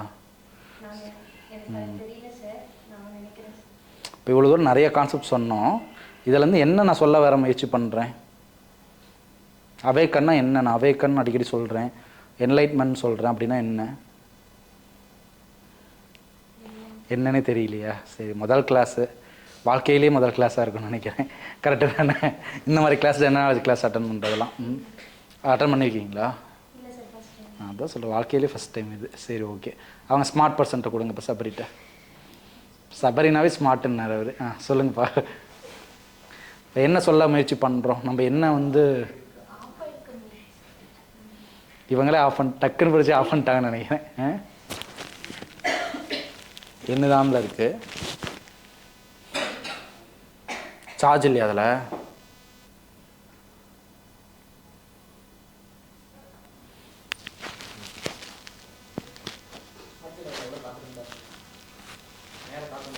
தேவையில்ல, அதெல்லாம் கட் பண்ணிடுங்கப்பா. சொல்லுங்கப்பா. என்ன புரிஞ்சுச்சு சார்? என்ன புரிஞ்சுச்சு சார், இப்போ ஒரு லாங்குவேஜ்னு சொன்னீங்களே, லாங்குவேஜ் சீக்வன்ஸு சொல்லி எப்படி சொல்கிறது, வேவ் மூலிமா அது இப்போ இங்கிலீஷ்க்கு யாரும் பேசுகிறோன்னா அவனுக்கு தனி லாங்குவேஜ் இருக்கும், அவன் ட்ரான்ஸ்லேட் சின்ன வயசுலேருந்து பேசி பேசி அவனுக்கு பழக்கமாயிடுச்சு. இப்போ தமிழ்காரன்னா தமிழ் சின்ன வயசுலேருந்து பேசி பேசி அவனுக்கு கொஞ்சம் பழக்கமாயிடுச்சு.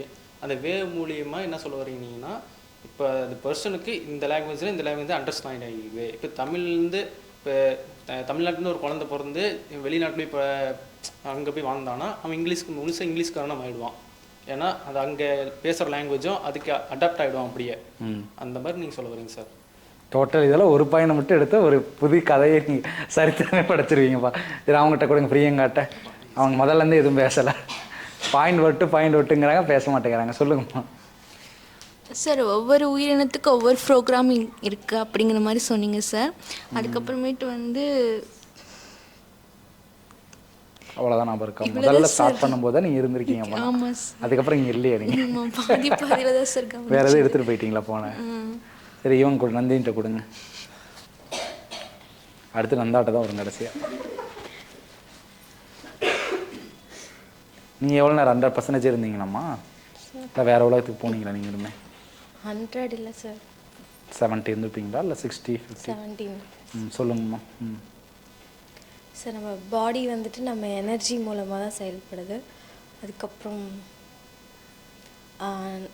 ஃபஸ்ட்டு என்ன கேள்வி கேட்டால் ஞாபகம் இருக்கா உங்களுக்கு? இதோட கன்க்ளூஷன். கன்க்ளூஷன் பாட்டு என்னவாக இருக்கும்? என்ன சொல்ல வரேன் முயற்சி பண்ணுறேன் இந்த கிளாஸ், இவ்வளோ குவாண்டம் சயின்ஸில் இவ்வளோ எக்ஸ்பிளைன் பண்ணுறோன்னா என்ன கன்க்ளூஷன் பாட்டு? நம்ம நல்லா மெடிடேஷன் பண்ணி ஃபோக்கஸ் பண்ணணும். ஓகே, நம்ம பிரெயினை வந்துட்டு கொஞ்சம் வேலை செய்ய வைக்கணும். அவ்வளோதாண்ணா. அவன்கிட்ட கொடுங்க, கோமதிட்ட கொடுங்கண்ணா. சார், இந்த கன்க்ளூட் எனக்கு தெரிஞ்சவரில் என்னென்னா சார், நம்மளுடைய ஹியூமன் பீயிங்ஸோடைய பிஹேவியரை வந்துட்டு நம்ம ஃப்ரீக்வன்சி மூலமாக அண்டர்ஸ்டாண்ட் பண்ணலாம். ஸோ அந்த ஃப்ரீக்வன்சி வந்துட்டு லைட்லலாம் இருக்கலாம், சவுண்ட் மூலியமாகவும் இருக்கலாம். பட் ஆனால் ஒருத்தருடைய வேவ் லென்த் நம்ம எடுக்கணும் அப்படின்னா அதுக்கு வந்து நம்ம ஃபஸ்ட்டு மெடிடேஷன் பண்ணணும். அந்த மெடிடேஷன்ஸ் வந்து நம்ம எப்படி கேதர் பண்ணுவோம் அப்படின்னு பார்த்தோம்னா பிரெயின் மூலியமாக தான் பண்ணுவோம். அந்த பிரெயினை வந்து நம்ம கண்ட்ரோல் பண்ணணும். அது எப்படி நீங்கள் பண்ணுறீங்க அப்படிங்கிறத நீங்கள் கொடுப்பீங்க அப்படின்னு நான் என்னுடைய திங்கிங் சார். ஓகேம்மா, நந்தாட்ட கொடுங்க பார்க்கலாம். நீங்கள் எத்தனை 1% எடுத்துருப்பீங்களா? இது 99% நீங்கள் இல்லையா சார்? ஆக்சுவலாக ஸ்கூல் படிக்கிறப்பிலேருந்தே தியரியாக இந்த மாதிரி கேட்டோம்னா மைண்டில் நிற்காது சார். ப்ராக்டிக்கலாக இல்லைனா ஏதாச்சும் பார்த்தோம்னா விசுவலாக பார்த்தோம்னா தான் சார் மைண்டில் நிற்கும். அதுக்கான ஃப்ரீக்வன்சி வைப்ரேஷன் நினச்சிலாம் கண்ணில் காட்ட முடியுமா? அதனால் மைண்டில் எதுவும் இல்லை சார். அதான்ப்பா, இதுக்காக நான் இந்த சப்ஜெக்டை கண்ணில் காட்ட முடியுமா? வேறு ஏதாச்சும் ராக்கெட்டோட சயின்ஸ் சொல்கிறேன்னா ராக்கெட்டை டெமோ வாங்கி ஒரு ப்ராஜெக்ட் வாங்கி இந்த மாதிரி ராக்கெட் எப்படி போவோம், இந்த மாதிரி ஒரு இது அதுக்குள்ளே ஒரு எனர்ஜி இருக்குன்னு காட்டலாம். இதை வந்து எப்படி நம்ம காட்ட முடியும்? இதுவே வந்து அண்டர்ஸ்டாண்டிங் காம்ப்ளெக்ஸ் சப்ஜெக்ட் தான் இது. குவாண்டம் சயின்ஸு தியரிட்டிக்கல் லெவலில் தான் இருக்கும், அது ப்ராக்டிக்கலாலாம் காட்டுறது ரொம்ப கஷ்டம். அதனால் உங்களுக்கு கன்க்ளூடே தெரியல, எஸ் சார். அதுக்கு ஒரு ஆன்சர் வச்சுருக்கீங்க நீங்கள், அதுதானே இது. நல்ல ஆன்சர்ப்பா. ஓகே, இவங்க சந்தியாட்ட கொடுங்கப்பா.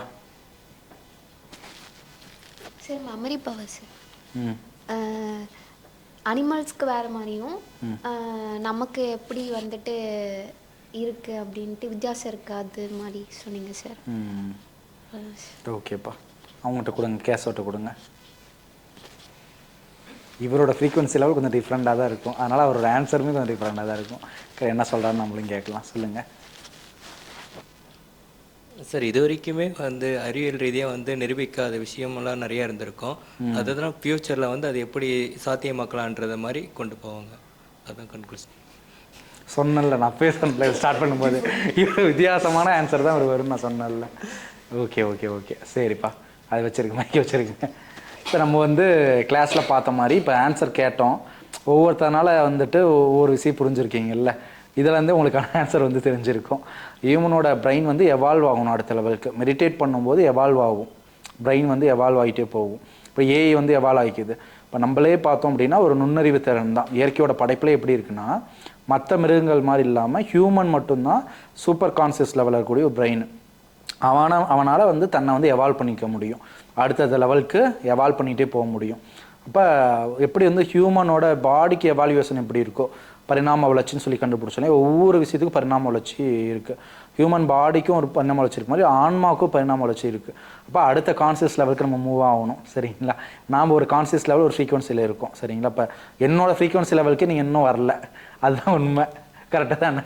இப்போ நான் அவ்வளோ தூரம் எக்ஸ்பிளைன் பண்ணுறேன் அப்படின்னா என்னோடய ஃப்ரீக்வன்சியே கேதர் பண்ண முடியாத அளவு தான் உங்களுக்கு இருக்குது. நீங்கள் ஃபஸ்ட்டு என்னோடய ஃப்ரீக்வன்சியில் அட்டைன் பண்ணி அதுக்கடுத்த லெவல் அட்டைன் பண்ணி நீங்கள் சுப்ரீம் லெவலுக்கு மூவ் ஆகணும்னா ரொம்ப கஷ்டம், சரிங்களா? இப்போ வேதாத்ரி மகரிஷியோட கிளாஸ் வந்து நான் எடுக்க வச்சேன், சரிங்களா? அவரோட சப்ஜெக்ட் வந்துட்டு இருக்கிறதுலே வந்துட்டு சயின்ஸ்னாலேயே வந்துட்டு நிரூபிக்க முடியாத நிறைய விஷயங்கள், ஜீவகாந்த அலைகள் பற்றி நிறையா வந்துட்டு எண்ண அலைகள் பற்றி நிறைய கிளாஸ் வந்து எடுத்து உங்களுக்கு கிளாஸே 1 வீக் கிளாஸ் வந்து எடுத்து கொடுத்தேன். அவரோட பேப்பர்ஸ்லாம் பார்த்தோன்னா இன்டர்நேஷ்னல் அளவுக்கு போயிட்டு அவ்வளோ வந்துட்டு ரிசர்ச் பண்ணி கொண்டு போனாங்க வேதாத்ரி மகரிஷியோட சப்ஜெக்ட்லாம், சரிங்களா? இப்போ அவரோட ஃப்ரீக்வன்சியில் எந்த மாதிரி இருக்குன்னு யோசிச்சு பாருங்கள். அதனால் நம்ம வந்துட்டு எவால்வ் ஆகணும் அடுத்த லெவலுக்கு, சரிங்களா? இது வந்து ஜீனிஸ் ஆகிறது, பிரில்லியன்ட் ஆகிறத பற்றி நான் சொல்லவே இல்லை, இது வந்து எவாலுவேஷனை பற்றி நான் சொல்லிட்டு இருக்கேன், சரிங்களா? அப்போ பிரெயின் லெவலில் எவால்வ் ஆகி அதை முழுமையாக தெரிஞ்சுக்கிட்டால் மட்டும்தான் பிரெயினோட ஆக்சஸ் பாயிண்ட் வச்சு தான் நம்ம புரிஞ்சிக்கவே முடியும். எல்லாமே வந்து நம்ம மனசை வச்சு தான் வச்சுக்கிறோம், சரிங்களா? மனோநிலை, மனம் வச்சு தான் அந்த எண்ணங்களால் தான் புரிஞ்சிக்க முயற்சி பண்ணுறோம், சரிங்களா? பட் ஆக்சுவலாக என்னென்னா எண்ணங்கள் அற்ற நிலையில் போய் தான் நம்ம புரிஞ்சிக்க முடியும். ஆனால் எண்ணங்கள் நிலையில் இருந்து நம்ம புரிஞ்சுக்கிட்டால் மட்டும்தான் நம்மளால் என்ன அப்படிங்கிறது தெரியும், சரிங்களா? அப்போ இதில் வந்து நம்ம என்ன தெரியுது அப்படின்னா நம்ம 3D டைமென்ஷனில் மட்டும்தான் இருக்கும். அப்போ பல விதமான டைமென்ஷன்ஸ் வந்து இருக்கலாம், அது வந்து சயின்ஸ்லையும் சொல்கிறாங்க 11 டைமென்ஷன் வரைக்கும் இருக்கும், டிஃப்ரெண்ட் டைமென்ஷன்ஸ் இருக்குது அப்படின்னு நம்ம சொல்கிறோம். அதனால் வந்துட்டு இப்போ நம்மளால் ஆக்சஸ் பண்ண முடியதை தாண்டி நிறையா விதங்களை ஆக்சஸ் பண்ணலாம் அப்படிங்கிறத நம்ம சப்ஜெக்டில் சொல்கிறோம். நான் உள்ளே உட்கார வச்சுட்டு வாங்கம்மா, உள்ளே வெயிட் பண்ணுங்கள் சார். சொல்லிட்டு வாங்கம்மா, கிளாஸ் போயிட்டு சொல்கிறேன், 5 நிமிஷம் உள்ளே வெயிட் பண்ணுங்கள். உங்கள் ஸ்டூடெண்ட் தாம்மா, வரப்பா தான் வருவாரா? சரி இதெல்லாம் கட் பண்ணிடுங்கப்பா, இந்த இதெல்லாம் எடிட் பண்ணுறோங்க.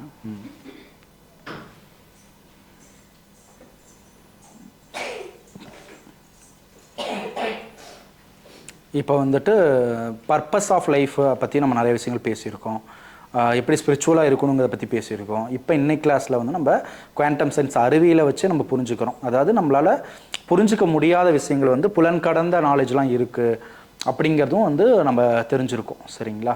இப்போ எக்ஸாம்பிளுக்கு இப்போ எனக்கே இப்போ ட்ரீமில் ஒரு விஷயம் தெரியுது அப்படின்னா என்னோடய மெடிடேஷன் லெவலை இம்ப்ரூவ் பண்ணேன் அப்படின்னா என்ன ஆகும்? ட்ரீமில் இல்லாதப்போ கான்சியஸ் லெவல் வந்து அப்போ அதிகமாக இருக்கும். ட்ரீமில் மட்டும்தான் ஒரு விஷயத்தை வந்து நம்மளால் புரிஞ்சிக்க முடியும், ஃப்யூச்சரை ப்ரெடிக்ட் பண்ண முடியுது என்னால். அதுவே வந்துட்டு நான் மெடிடேஷன் லெவல்ஸு இதெல்லாம் நிறையா ட்ரைனிங் கொடுத்தோம் அப்படின்னா என்னால் வந்துட்டு ரியல் டைம்லேயே வந்துட்டு ஃப்யூச்சர் ப்ரெடிக்ட் பண்ணுறதுக்கான முயற்சி இருக்கும். இதெல்லாம் சாத்தியங்கள் இருக்குது. ஏன்னா முன்னோர்கள் காலத்தில் இந்த ப்ரெடிக்ஷன்ஸ்லாம் வந்து அதிகமாக இருந்திருக்குது, உங்களுக்கே தெரியும். ராஜா காலத்திலலாம் ஒரு ப்ரெடிக்ஷன்ஸ் பண்ணுறோம். இப்போ ஒரு போரில் போகிறாங்க அப்படின்னா அந்த போரில் வின் பண்ணுவோம் வின் பண்ண மாட்டோம்னு சொல்லிட்டு ப்ரெடிக்ட் பண்ணுறதுக்கு ஒருத்தர் வச்சுருப்பாங்க. அவங்கள வச்சு பண்ணிட்டு தான் அந்த போருக்கே வந்துட்டு போவாங்க. இதெல்லாம் வந்துட்டு அந்த காலத்துலேருந்தே வந்து இருக்குது. அதனால் அடுத்த லெவல் நம்ம மூவ் பண்ணணும் அப்படிங்கிறது நம்மளோட எய்ம். பரிணாம எவால்வேஷன்ஸ் பற்றி நம்ம சயின்ஸை பொறுத்த வரைக்கும் எவால்வ் ஆகிறத பற்றி நம்ம சொல்லிட்டு இருக்கிறோம். ஸ்பிரிச்சுவலை பொறுத்த வரைக்கும் இறைநிலை அடையதை பற்றி பேசிகிட்டு இருக்கோம். ரெண்டும் ஒன்று தான் இந்த இடத்துல, சரிங்களா? இறைநிலைன்னா என்னது, ஒரு சூப்பர் லெவல் பொசிஷன்ஸ்க்கு நம்ம போகிறோம். அந்த பொசிஷனில் இருக்கும்போது நம்மளால் எல்லா இடத்தையும் இப்போ ஒரு மலை மேலே நின்று நம்ம பார்க்குறோம் அப்படின்னா, இப்போ நம்மளால் நிறையா இடத்த வந்துட்டு பார்க்க முடியும். இப்போ ஏற்காடே போகிறோம் அப்படின்னா அங்கே மேலேருந்து பார்க்கும்போது நிறைய இடத்துல நம்மளால் வியூ பண்ணி பார்க்க முடியுது. அதுவே நம்ம கீழேருந்து மலைக்கு கீழேருந்து பார்க்கும்போது நம்மளால் அங்கே இருக்கிறத மட்டும் தான் பார்க்க முடியுது. இப்போ ரெண்டுக்கும் வித்தியாசம் இருக்கா?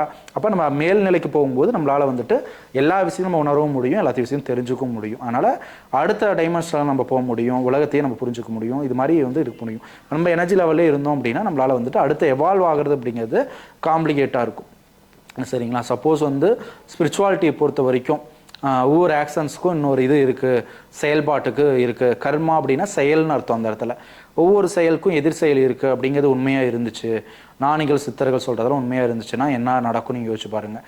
அப்போ நம்ம செய்யக்கூடிய ஒவ்வொரு நல்ல செயல் கெட்ட செயலுக்கும் நம்ம திரும்ப திரும்ப அந்த செயலுக்கான இதை வந்து நம்ம நடத்திக்கிட்டே இருக்கணும். கரெக்டு தானே? அப்போ ஒவ்வொரு செயலுக்கும் நம்ம ஆன்சர் பண்ணிகிட்டே இருக்கணும். அப்போ அந்த எவால்வேஷன் வந்து அந்த இடத்துல இருந்தால் மட்டும்தான் அதை வந்து நம்ம தடுத்து நிறுத்த முடியும், அதை வந்து வெளியே வர முடியும். சப்போஸ் இல்லைன்னா என்ன பண்ணணும், திரும்ப திரும்ப வந்து நம்ம அந்த விஷயங்கள் வந்துட்டு ஒரு லூப் மாதிரி நடந்துகிட்டே தான் இருக்கும். இதான் வந்து நம்ம யுக மாற்றத்தில் பல்வேறு யுகங்கள் வந்து ஸ்டார்ட் ஆகும், திருப்பி அந்த யுகம் ஃபஸ்ட் யுகத்துலேருந்து உருவாகும். ஸ்பிரிச்சுவாலிட்டியில் நம்ம சொல்லியிருக்கோம். இப்போ ரியாலிட்டியில் பார்க்கும்போது இந்த விஷயத்தை கண்டுபிடிக்கிறதுக்கு பாசிபிளா அப்படின்னா ரொம்ப டிஃபிகல்ட்டு. ஏன் டிஃபிகல்ட்டு? ஏன்னா அடுத்த யுகம் இருக்கும்போது நம்ம இருக்கவே மாட்டோம். யுகங்கள் என்னது ஒரு கணக்கு வச்சுருக்கிறது, அவ்வளோதான். இந்த ஆண்டுகள் வரைக்கும் ஒரு 5000 வருஷம் போயிடுச்சுன்னா ஒரு யுகம் முடியுது, ஒரு 10,000 வருஷம் போயிடுச்சுன்னா ஒரு யுகம் முடியுது, அடுத்த யுகம் ஸ்டார்ட் ஆகுதுன்னு நம்ம வச்சுருக்கோம். அது வந்து ஒரு கணக்கு தான், அது ரொம்ப ஸ்பிரிச்சுவாலிட்டியாக உள்ளே போய் பார்க்க வேணாம். ஒரு யுகம் முடிவுனா ஒரு 10,000 வருஷம் கழித்து நடக்க போகிறது நம்மளுக்கு தெரியாது. ஆனால் அந்த யுகம் முடிஞ்சு அடுத்த வருஷம் நம்மளுக்கு தெரியாது. ஏன்னா ஏற்கனவே சொன்ன மாதிரி அந்த நம்ம மறந்து தான் வந்து போகிறோம். இப்போ இங்கே இருக்கும்போது இப்படி மறக்கிறோமோ இது மாதிரி அடுத்து இருக்கும்போது நம்ம மறந்து தான் வந்து அந்த ஸ்பிரிச்சுவலை பொறுத்தவரை மறந்து தான் பிறக்கிறது அப்படிங்கிறது இருக்குது. ஒரிஜினலாக வந்துட்டு நம்ம ஞாபகம் வச்சுட்டு இப்போ இங்கே நான் இருந்தேன், திருப்பி அடுத்த பிறவியில் நான் இது தெரிஞ்சு தான் இருப்பேன் அப்படிங்கிறது சாத்தியம் கிடையாது. அதுக்கான ஆன்சர் வந்து உங்களுக்கே வந்து ஃபஸ்ட்டு ஸ்டார்டிங்கில் கிளாஸ் ஸ்டார்ட் ஆகும்போதே நான் சொன்னேன். ஒரு 1வது LKG படித்த அந்த நினைவுகளை நம்மளுக்கு அழியும் போது எல்லா நினைவுகளும் எல்லாமே நம்மளுக்கு ஞாபகம் இருக்காது அப்படிங்கிற உண்மை. இப்போ என்லைட்மெண்ட், அவேக்கன் அண்ட் எவாலுவேஷன்ஸ் அப்படிங்கிறது ஒவ்வொரு ஹியூமன் பீயிங்கோட ஒரு முக்கியமான ஒரு இதாகவே வந்து இருக்குது. இதுக்கான பயிற்சிகள் இது வந்து நிறைய இடங்களில் வந்துட்டு புத்திசாலிகள் மட்டும் அதுக்கான அமைப்பில் போயிட்டு புதுசாக வந்துட்டு கண்டுபிடிச்சி முயற்சிகள் வந்து செஞ்சுட்டு இருக்காங்க. நார்மலாக இந்த ரோபோட்டிக் லைஃப்பில் வாழ்கிறவங்க என்ன பண்ணுவாங்கன்னா இந்த ரோபோட்டிக் மைண்ட் செட்லேயே தான் இருப்பாங்க. வேலைக்கு போகிறது சம்பாதிக்கிறது, வேலைக்கு போகிறது சம்பாதிக்கிறது, வீட்டில் படுத்துவங்க சாப்பிடும், சண்டே ரெஸ்ட் எடுப்போம், கல்யாணம் பண்ணி குழந்தை பெற்றுக்கிறது, இந்த சர்க்கிளையும் இந்த ரோபோட்டிக் லைஃப்பை வாழ்கிறவங்க இருப்பாங்க. இந்த அவேக்கன் வாங்கணும்னு நினைக்கிறவங்க மட்டும்தான் அந்த ஒரு லைஃபுக்கு போயிட்டு அதை வந்து எவால்வ் பண்ண வந்து முயற்சி பண்ணுவாங்க, சரிங்களா? இப்போ ஒரு விதை போடுறோம் அப்படின்னா அதுக்கு வந்து பலன் கிடைக்கிறதுங்கிறது எல்லாமே தெரியும். ஒரு விதையை போட்டாவே அதுக்கான இது வந்து கண்டிப்பாக நடந்து தான் தீரணும், கரெக்டு தானே? அப்போ ஒரு விதை போடுறோம் அப்படின்னா மரம் வளருதுங்கிறது உண்மைங்கிற மாதிரி இப்போ ஒவ்வொரு செயலுக்கும் ஒரு இது இருக்கும்போது நம்ம இந்த பிறவி மறுபிறவிலாம் உண்மையாக இருக்குன்னு வச்சுக்கிட்டா கூட இந்த செயலில் நம்மளால் அச்சீவ் பண்ண முடியலனா கூட இப்போ போட்ட விதை வந்து அடுத்ததுலேயும் கன்டினியூ ஆகும், கரெக்டுங்களா? இப்போ நான் ஸ்பிரிச்சுவலாக வந்துட்டு நிறைய மெடிடேஷன் பண்ணுறேன், இதெல்லாம் வந்து அவேக்கன் என்லைன்மெண்ட் ஆகணும் ட்ரை பண்ணுறேன் அப்படின்னா அந்த இது வந்து மறுபடியும் கன்டினியூ ஆகிட்டே தான் இருக்குமே தவிர அது ஸ்டாப் ஆகாது.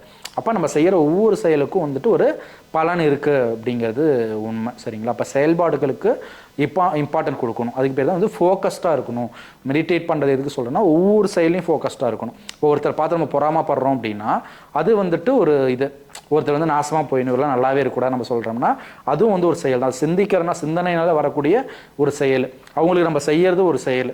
அப்போ ஃபோக்கஸ்டாக இருக்கணும். எல்லா விதமான செயல்கள்லையும் ஃபோக்கஸ்டாக இருந்தால் மட்டும்தான் அதை நம்ம ரியலைஸ் பண்ணி தடுக்க முடியும். இதனால தான் வந்து அந்த நிதானமாகவும் பொறுமையாக இருக்கிறது நான் நிறைய டைம் நான் சொல்லி கொடுத்துருக்கேன். ரொம்ப கோவப்பட்டு ரியாக்ட் பண்ணாமல் அதை கூர்ந்து கவனித்து அதை புரிஞ்சுக்கிட்டு நம்ம அந்த இடத்துல ரியாக்ட் பண்ணணும். பொறுமையாக நம்ம பண்ணோம், அவங்க பண்ணது தப்பாக ரைட்டா, ஓகே அவங்களோட நாலேஜ் இவ்வளோ தான், அப்போ நம்ம ஃப்ரீயாக விட்டுடலாம், நாம ஏன் டென்ஷன் ஆகிட்டுன்னு சொல்லிட்டு இப்போ என்ன மாதிரி இருக்கவங்க அதை புரிஞ்சுட்டு விட்டுருவாங்க. மற்றவங்க ரியாக்ட் பண்ணுவாங்க, கோவப்படுறது இது பண்ணுறது அந்த மாதிரி ரியாக்ட் பண்ணி அதை ஒரு பெருசாக வந்துட்டு இது பண்ணுவாங்க. அதனால் ஒவ்வொரு செயலையும் ஃபோக்கஸ்டாக இருக்கிறது தான் படிநிலை 1, முதல் நிலை. ஏன்னா ஃபோக்கஸ்டாக இருந்தால் மட்டும்தான் நம்ம கண்டுபிடிக்கும்.